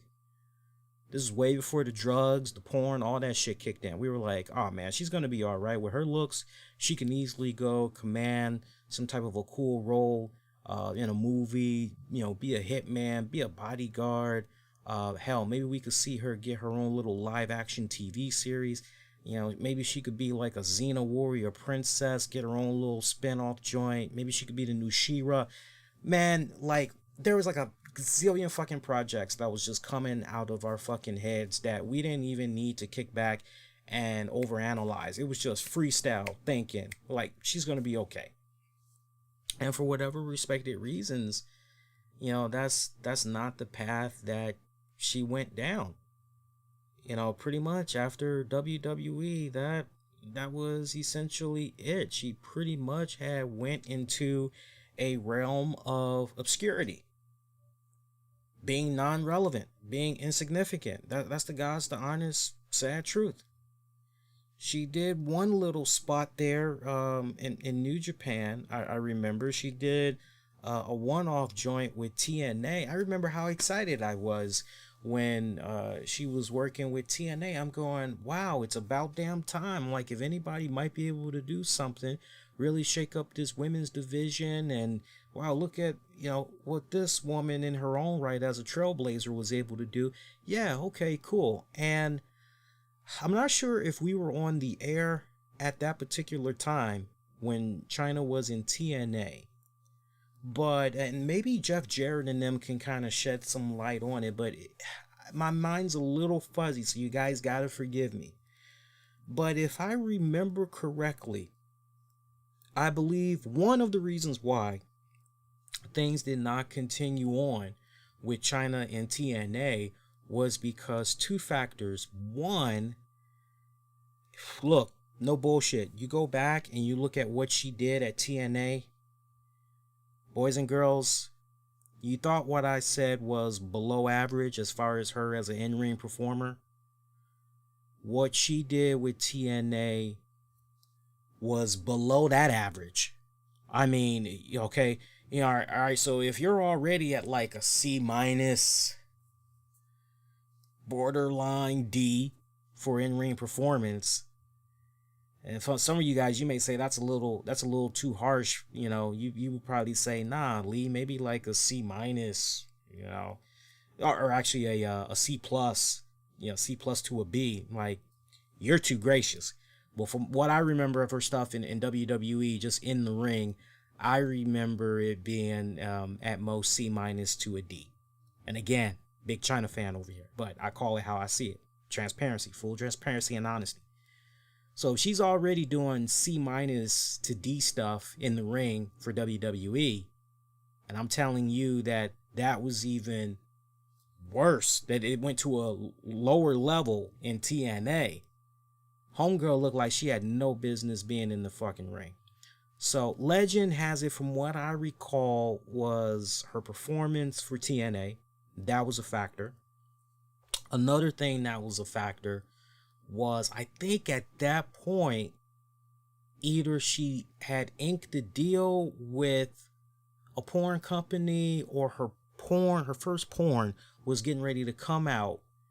And I believe Jeff Jarrett was still had a hand in the company. I think this was before the whole Karen, Jeff Jarrett, Kurt Angle whole fucking ordeal. And Jeff Jarrett just decided, okay, like, I think it all came down to Jeff Jarrett, or maybe it was a Dixie Call audible, but somebody in TNA decided that on top of what was going on with her stuff in the ring, the fact that this porn was getting ready to be put out, yes, because I remember now, because I don't know if it was Jeff Jarrett, but the question was asked, hey, we're hearing rumblings that you got some type of a porno that's getting ready to come out. Is that true? And she lied about it. And then in actuality, a porn, it was about to drop. And so they just decided, okay, yeah, we can't do business. I mean, she's lying through her fucking teeth. What the fuck? And so that pretty much was it for her. right? So she does all that shit with the porn and gets into the drugs, gets into the alcohol. Sean Waltman, who was interviewed for this, awesome hearing him continue to man up to his parts. And I'm happy that he was able to do a 180 with his life and everything. I sincerely mean that. So she's just continuing to go through these channels of okay, so she's been rejected over here. Well, now what? And rather than put herself in a position where she is surrounding herself with individuals that are actually about something, positivity and all that shit that's going on, she keeps finding these people that are essentially enabling her bad fucking behavior. And it's so infuriating as you're watching this documentary and you're seeing the depths of which she's taking it to and everything. The best thing that ever happened for her was when she went to Japan. She went to Japan for those couple of years, was able to get off the drugs, was a teacher, and just, she had her peace. She had her tranquility. And then we get that goddamn, and I was on the air for that, we get that goddamn infamous Stone Cold Steve Austin podcast with Triple H. And the question is brought up about Chyna going into the WWE Hall of Fame, and the infamous Triple H, I got kids, need a kid going online, I don't know Chyna, type in Chyna, and, porn comes up, and I just remember going, oh shit. Oh fucking shit. And true story, I never revealed this before. I never revealed this before. And the only reason why I'm talking about it now is because, one, years have passed. Two, Chyna, I was trying to show some type of respect to Chyna and everything. Three, I just felt it was nobody's business at the time, because I wasn't ever trying to say it just to boost, or if I mention something, it's a personal side story, whatever. It's never to boost or anything like that. It's to just kind of thread the needle for you guys sometimes. I remember when that interview had went down, you had a series of multiple Chyna accounts that were just popping up. And it was really hard for people to figure out, okay, which one is the real Chyna here, because we got all these. And I remember I had actually touched base with the real Chyna. And I remember saying to her, look, we definitely, want to try to get you on the show, want to try to get, your side of the story, your reaction to some of the things that Triple H had said on this podcast and everything. And I told her straight up, I said, look, this would not be for profit. We would not be having you come on our show all in the name of, your interview being hidden behind a fucking paywall, and we're trying to get people to buy a subscription, just to listen to it and everything. We are really in a good place. We just want to get you full transparency in your own words. We can share it to many wrestling media outlets and all that. You'd be in good hands. And, it was a brief back and forth that we had going on with Chyna. And Chyna, for whatever respected reason, never did take me up on the offer. As you all saw, that actually lived through it. Ultimately, she went through Vince Russo. Now, look, I've said from time to time on this show repeatedly, it's real easy to make Vince Russo be the scapegoat for a lot of problems that was going on in WCW, WWE, TNA, all that. It's really easy to do that, okay? Not everything Vince Russo tried to do was bad, but there were definitely some things he did that were bad. Two things can be said. That's true. You know, Vince Russo and I, we actually follow each other on Twitter. And I'm not going to beat around the bush just because I, am following somebody. There's that mutual. I'm not going to beat around the bush. Just as I felt way back when Vince Russo had that Chyna interview behind a fucking paywall, I still find it very sickening to my stomach. That's one thing that really makes me upset. You're telling me that, oh, you're this Christian and, all she wanted, it was help, blah this, blah that. And it's like, okay, so if you are this good Christian or this good human being that is trying to do something for someone, you're so hurt because of the unfortunate bad hand that's been dealt to them and everything. And in this particular case, Chyna Joni Lauer is supposed to be your friend. All right, well, wouldn't the right thing to do if you're such a good friend would be to say to them, okay, look, we need to get your story out there. Yeah, I'm doing this new thing. And back then, if I remember correctly, and I'll need to rely on you guys, wasn't that interview with Chyna, when he did it behind the paywall, wasn't it with Pyro and Ballyhoo or something along those lines?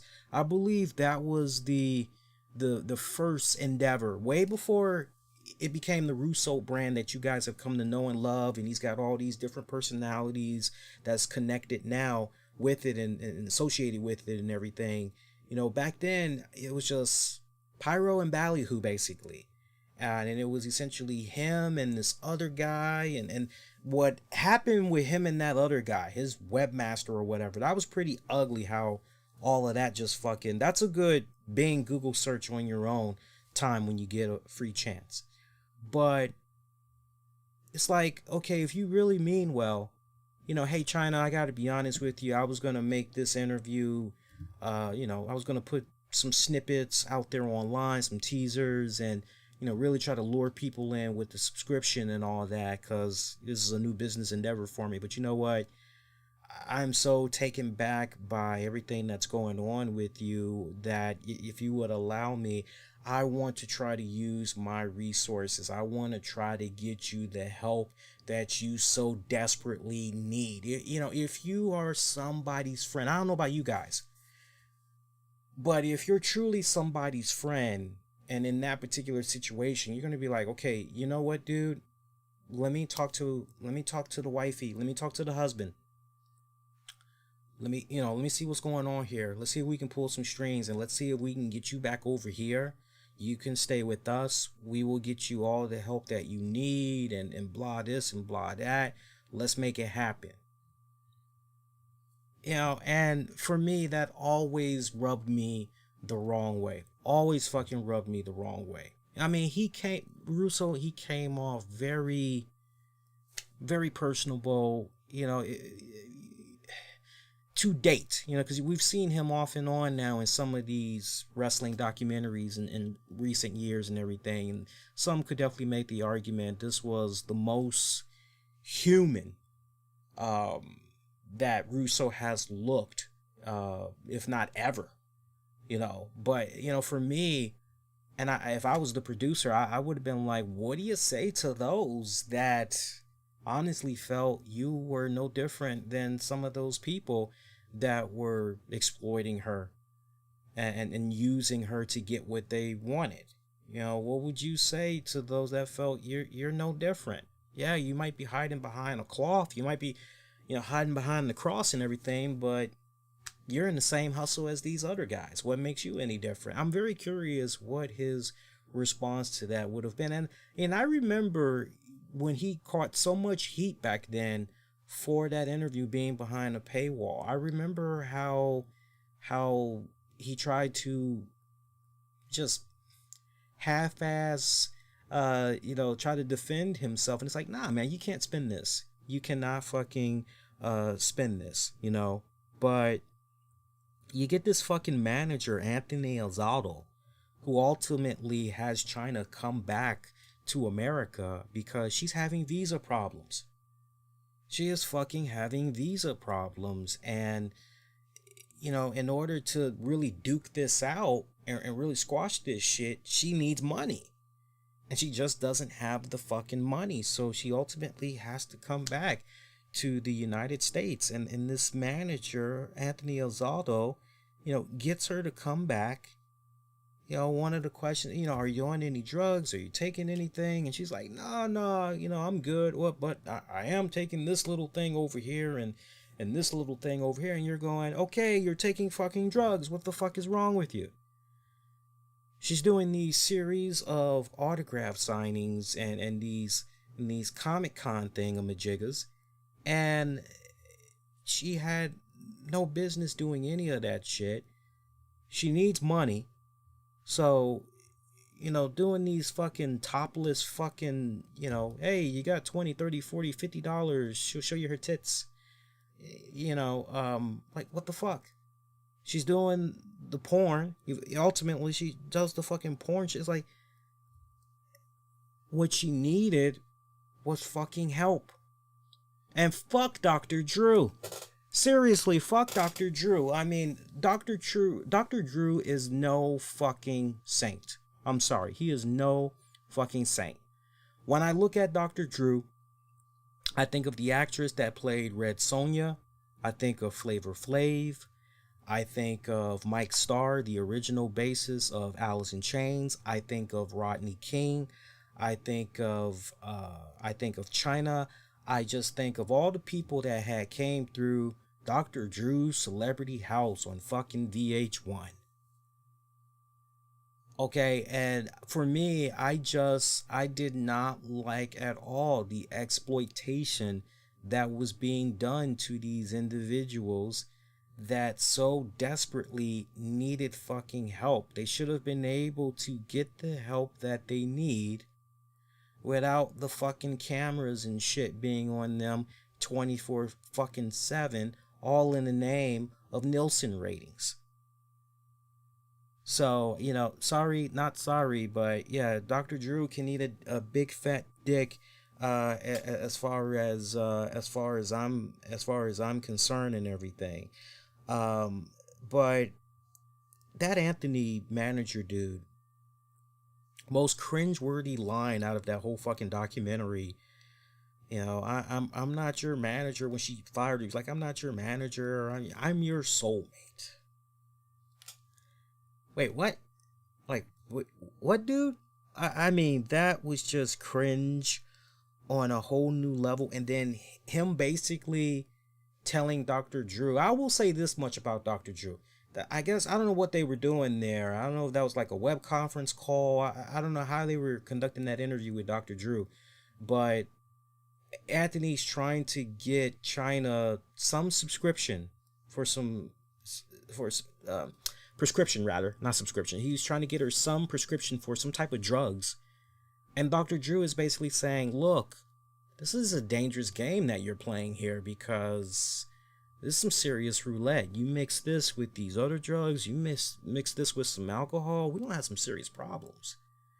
And yet this guy is just basically continuing to push this narrative that no, she needs it. This is what's best for her.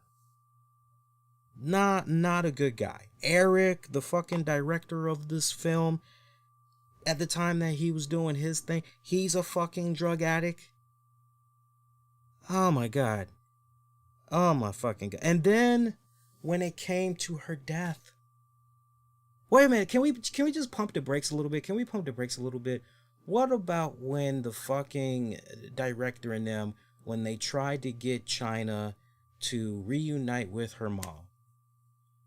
30 years that they hadn't talked. And the mom's like, look, I want to meet my daughter and everything, but I don't want to be doing this in front of no cameras. Okay, you know, I respect that. I totally fucking respect that. If that was me, my kid meant the world to me. I mean, who wouldn't be like, nah, no cameras. I'm going to do this, but no cameras. This is my time. I'm not for exploitation. No. day before the mom is supposed to meet up with Chyna, there's two conflicting stories there. I mean, the mom doesn't exactly look like a fucking saint either, just to some degree, but the mom's side of the story is she gets this nasty email from Chyna, basically, I don't want to meet you because blah, blah, blah. So I guess ultimately that's why mom's backed out. But then on Chyna's side of the coin, from that camp, it's basically, the day before, mom's backs out. And this pretty much had put Chyna in some type of a spiral or whatever. But, for that woman to die alone, not truly feeling loved, appreciated, respected, hey man, truly care about your well-being. We're going to see this through. I mean, in those last 15 minutes, I mean, her heart is literally, I mean, you can, metaphorically speaking, it's literally out in the open on the fucking table as she's begging for help. Verbally, just flat out, she's begging for fucking help. And all we can do is just let these fucking cameras roll on this woman.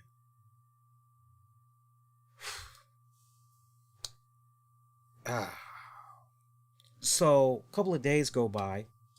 I guess this was like whatever that WrestleMania weekend was or whatever, but Chyna's lawyer, hey, I haven't heard from Joni. Can anybody do a welfare check? This fucking piece of shit of a director decides, oh boy, we got ourselves a dead corpse. Let's not fucking call 911. And so they could pretty much do the welfare check. We got the key to the fucking apartment.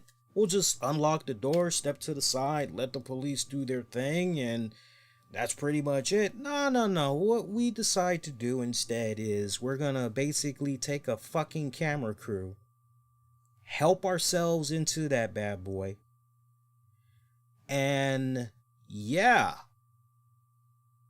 I mean, that is some straight up hardcore, cold-blooded, I don't give a fuck, exploitation to the extreme bullshit. And he's got the footage. He's got the footage of her corpse in the bed. He does. Or at least he had it at one point. There's somewhat of a rainbow at the end of the story. We'll get to it, as crazy as that sounds. We'll get to it in a hot second there, but that for me was just cringe. So the mother and Anthony make this arrangement, as if the cringe level doesn't stop there. The mother and Anthony make this arrangement where, okay, look, you're going to take a certain amount of ashes, put it in the sea. I want you to bring this amount of ashes to me. And, he definitely takes those ashes and puts it into the sea and all that other stuff. But this motherfucker keeps a big chunk of those ashes and puts it in this fucking,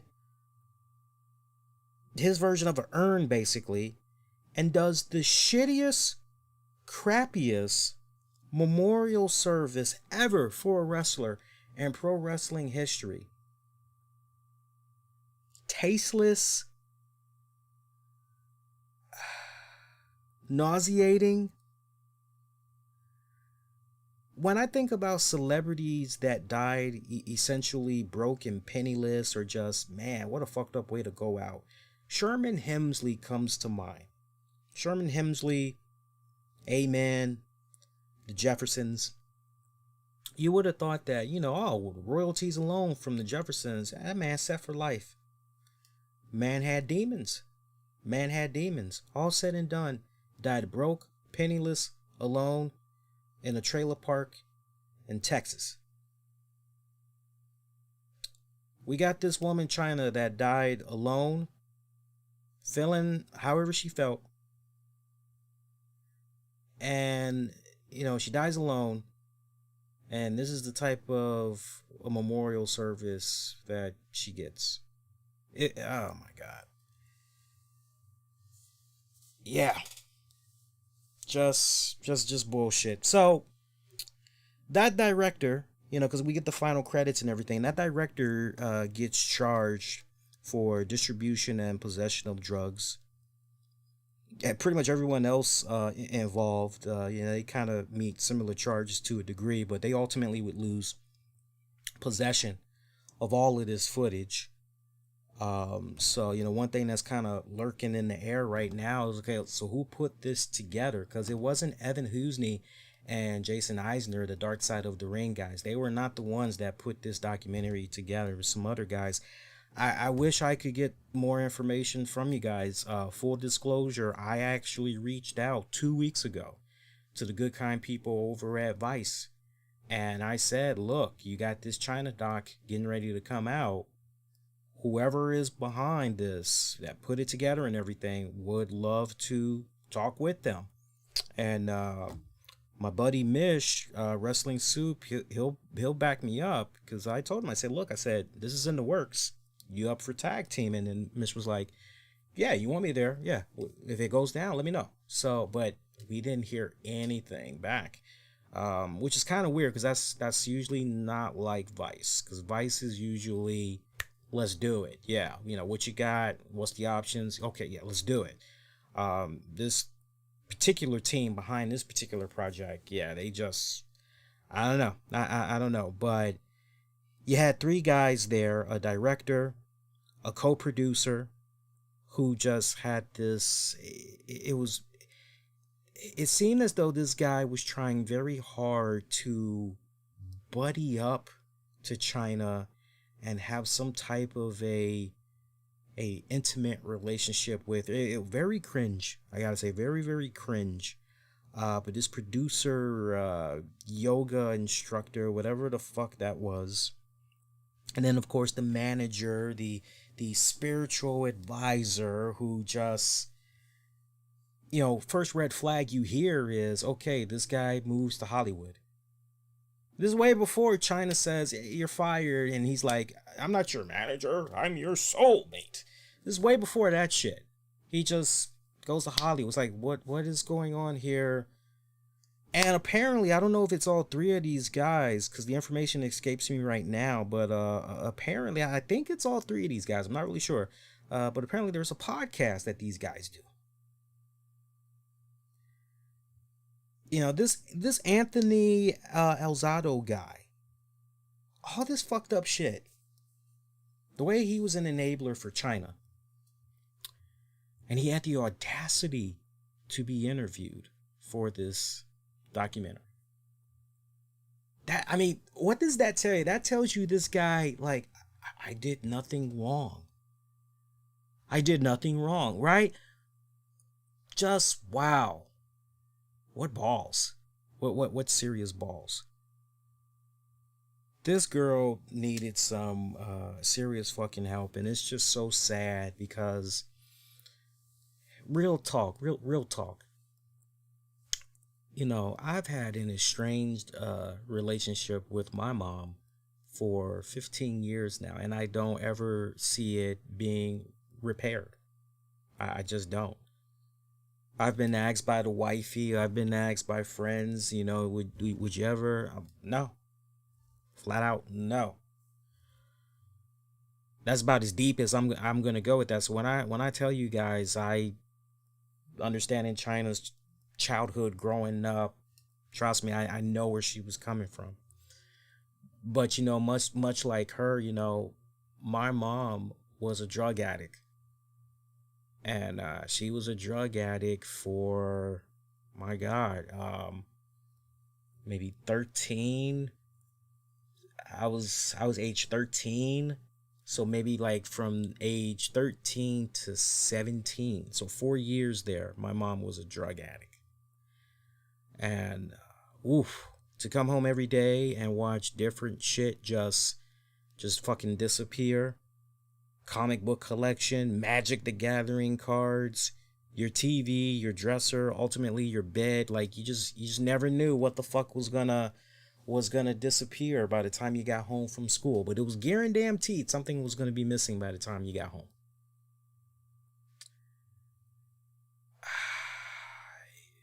I'll never forget, much like Chyna, who was begging for help, just literally. You know, you can't help somebody that does not want to be helped. You can keep talking to a person in the face till you're blue, but if they themselves do not want the help, you're just gonna keep hitting a brick wall. And I remember there were times when it came to my mom, brick wall after brick wall, emotional talks, a lot of hugging, a lot of crying, and then the very next day, go do the stupid shit again. And finally, there was just this one definitive moment where I don't know how I was able to break through to her, but somehow I was able to break through to her. She realizes what's going on with this current trajectory of her life. She knows she needs help. Now she wants the help. And knock on wood, because my God, it's been, knock on wood, because it's been like now 20 years since she's been clean and drug free and sober and all that. And you're like, cool. I keep tabs. I hear from certain family members here and there, but I keep my distance. I keep my distance. Not just because of that, just other shit that was going on growing up that just made me ultimately despise her. Straight up. You can love and despise somebody at the same time, I tried when I got into my adulthood, trying to have a relationship, and it just, okay, fuck this. Fuck this. So that's kind of where I'm at. So when I look at Chyna, I just, trust me, I understood exactly what was going on with this woman. And for this woman to literally be begging in front of a camera, I need help. Can you help me? And she's not getting that help. We got this Anthony dude that's saying some stupid shit like, oh, well, we decided that we were going to reach out to the producers of Intervention. Okay, yeah, so the answer is to take this person that's having all of these problems, that's hanging by a fucking thread, that is going to drop any day now. Your answer of helping this person is to essentially exploit them even further for your personal gain and profit, all in the name of trying to boost some type of a Hollywood career for yourself and these other guys, Three Stooges as I'm calling them basically. Numbskull, numbnuts, and dumb fuck is my name for these guys, all in the name of having her go on another TV show, and pretty much that's how we're pretty much gonna help this person. Enablers, was awesome seeing Mick Foley. Mick Foley is such a damn good Samaritan. I just really had wished that of all people. I wish Mick Foley, oh man, I just wish that he would have, damn Mick, you couldn't do anything. Like, and you hear in retrospect, Mick didn't know that all of that shit was going down. I'm sure if Mick knew, he probably would have, without a doubt, you can bank on that. Without a doubt, Mick probably would have, had he known. You just wish that a DDP would have been able to step in there and, but very tragic, very heartbreaking. I remember when I had watched the Dark Side of the Ring episode on Benoit, and I just remember how this documentary took it to a whole new other level of depression and just, whoa, that's so fucked up. So yeah, that, I wish I could end the talk of the Chyna documentary on a positive note, but if anything, if I were to try to, because I always try to if you know somebody that is struggling through substance abuse, alcohol abuse, the best advice I can give is, having been there, done that with a loved one, is don't give up on them. Keep trying to encourage them. Keep trying to, help them see the error of their ways and everything. And, if they continue to put up that brick wall, don't give up on them. Eventually you just gotta stay on top of them. And I do feel also at the same time that, yeah, you know what, you also gotta live your life as well. And the last thing you want to do is be a enabler. So it's a fine line, but you gotta somehow balance all of those things. And and can only just hope and pray, and getting advice, getting good counsel, and hope that you'll be able to break through with this person. If that means you got to do an intervention, so be it and all. But it's oof. I tell you what, oof. That's all I gotta say, man. Oof. So I think I had heard about the ratings for this documentary, and I find it interesting that in this day and age of this new millennium, when it comes to wrestling content and all that, I find it interesting that these wrestling documentaries can continue to do pretty damn good, as far as racking in the viewership and all that. And I want to say the documentary did about maybe 500 to 600,000. If you guys can bear with me a second, I can actually tell you guys. Yeah, I'm looking at it right now. And this documentary drew. Oh, I was being very complimentary. Yeah, it drew more than Impact Wrestling. Yeah. Shout out to the good kind of folks behind WrestleNomics. They noted that the June 17th episode of Impact Wrestling, it drew 111,000 viewers, which was down from the previous week of 124,000 viewers for the show that was on June 10th.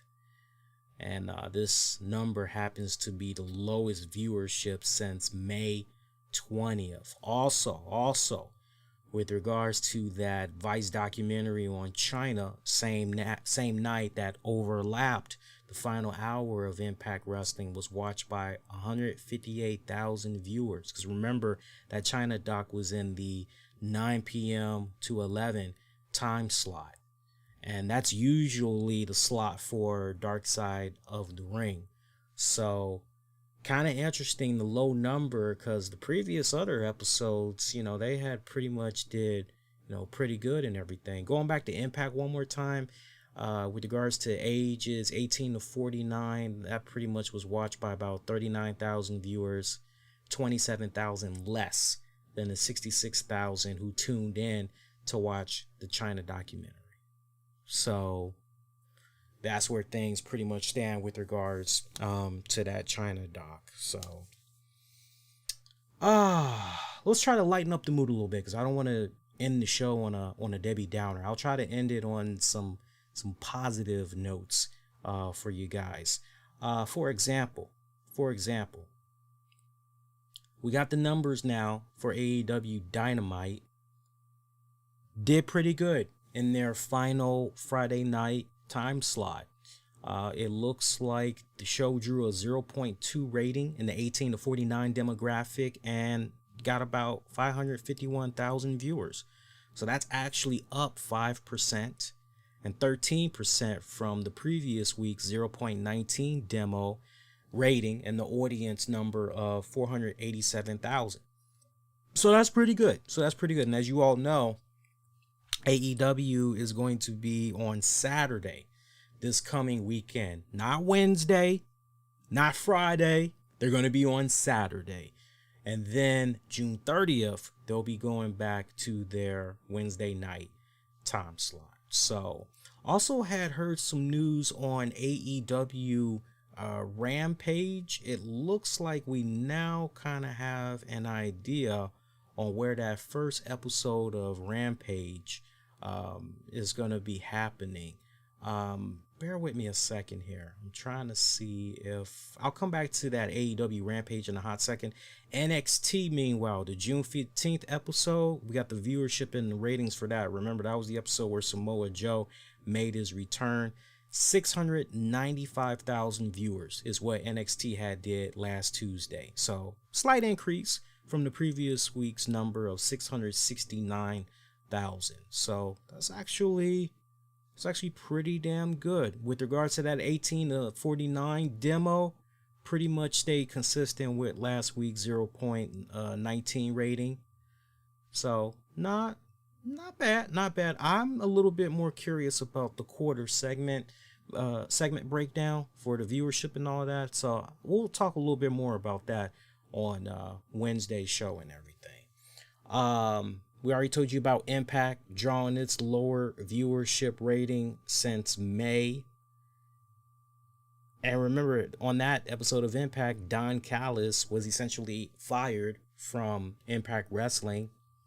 I mean, everybody kind of knew that, hey, it was already a well-known fact that he had already signed with AEW. And, okay, so now he gets to play with the new, beautifully talented and gifted, big-breasted AEW, the new girlfriend. So now he gets to play with them for a little bit.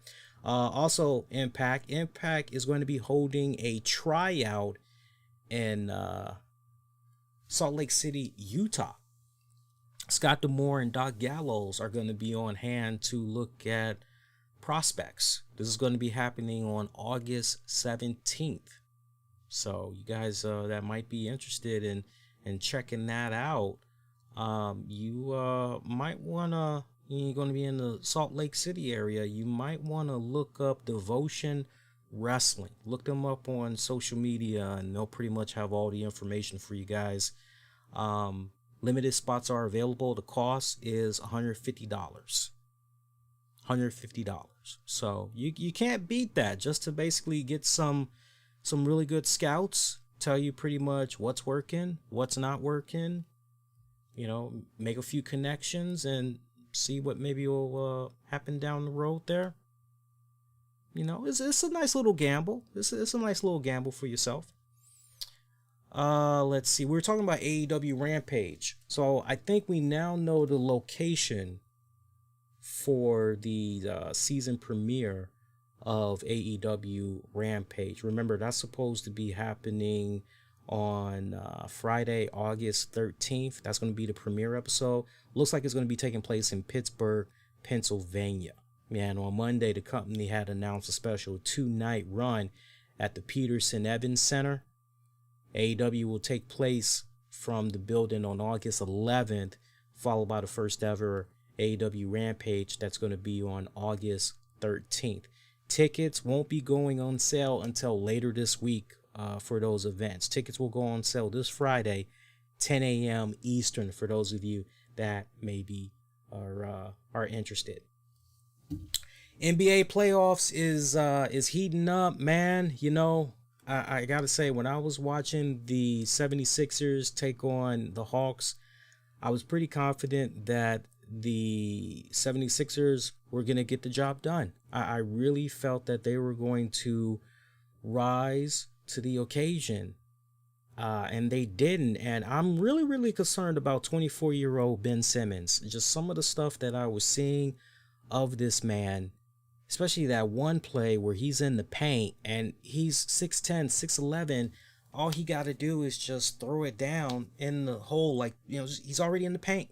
Just crush that motherfucker like the big bad dude that he is. And he played scared. I totally agree with what Charles, Shaq, and Ernie and them were talking about on Inside from the other night.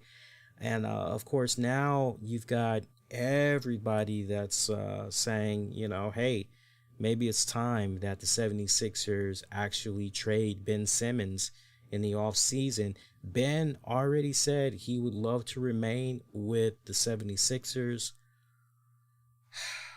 this is weird. I mean, it's amazing how our media can be so vicious, if you will, on Ben Simmons. I mean, I can understand the fans to a certain degree, but this is a 3-time defensive player of the year and everything. And wow, because of his performance in this particular series against the Hawks, we're pretty much gonna say, nah, you know what, this guy, we need to, and actually, correction, a 2-time NBA defensive player, 3-time NBA All Star. I mean, he's really, we're gonna, I think that the man is still relatively young.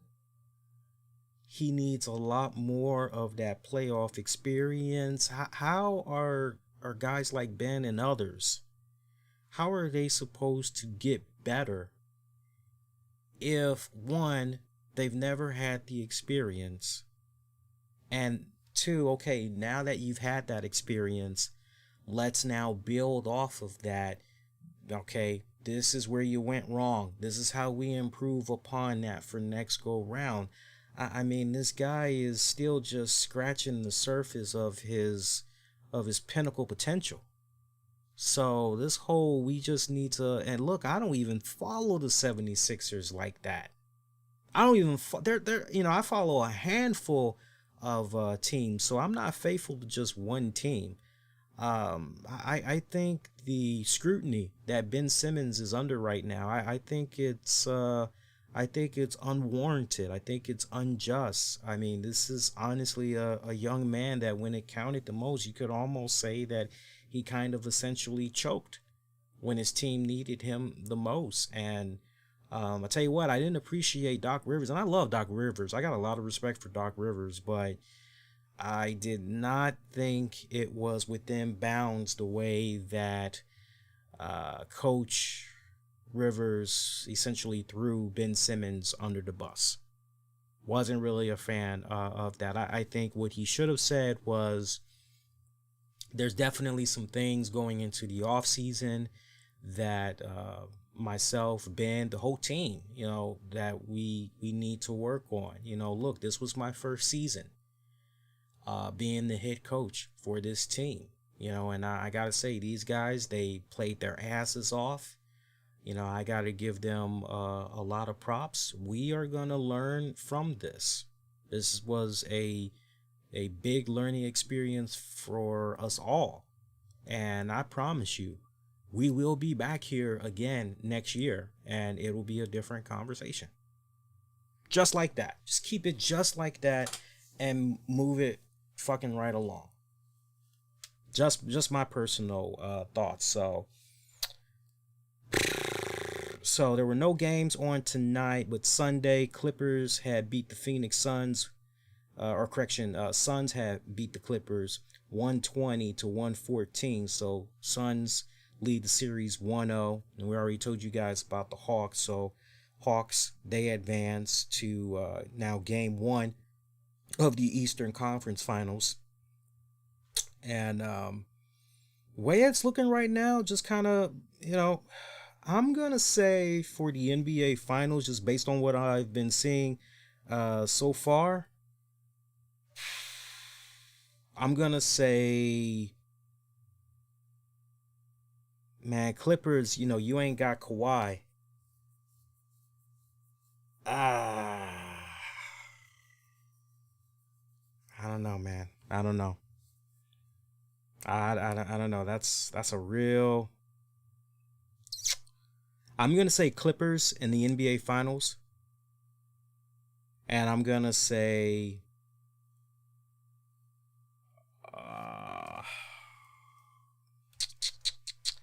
I'm still thinking about it. I'm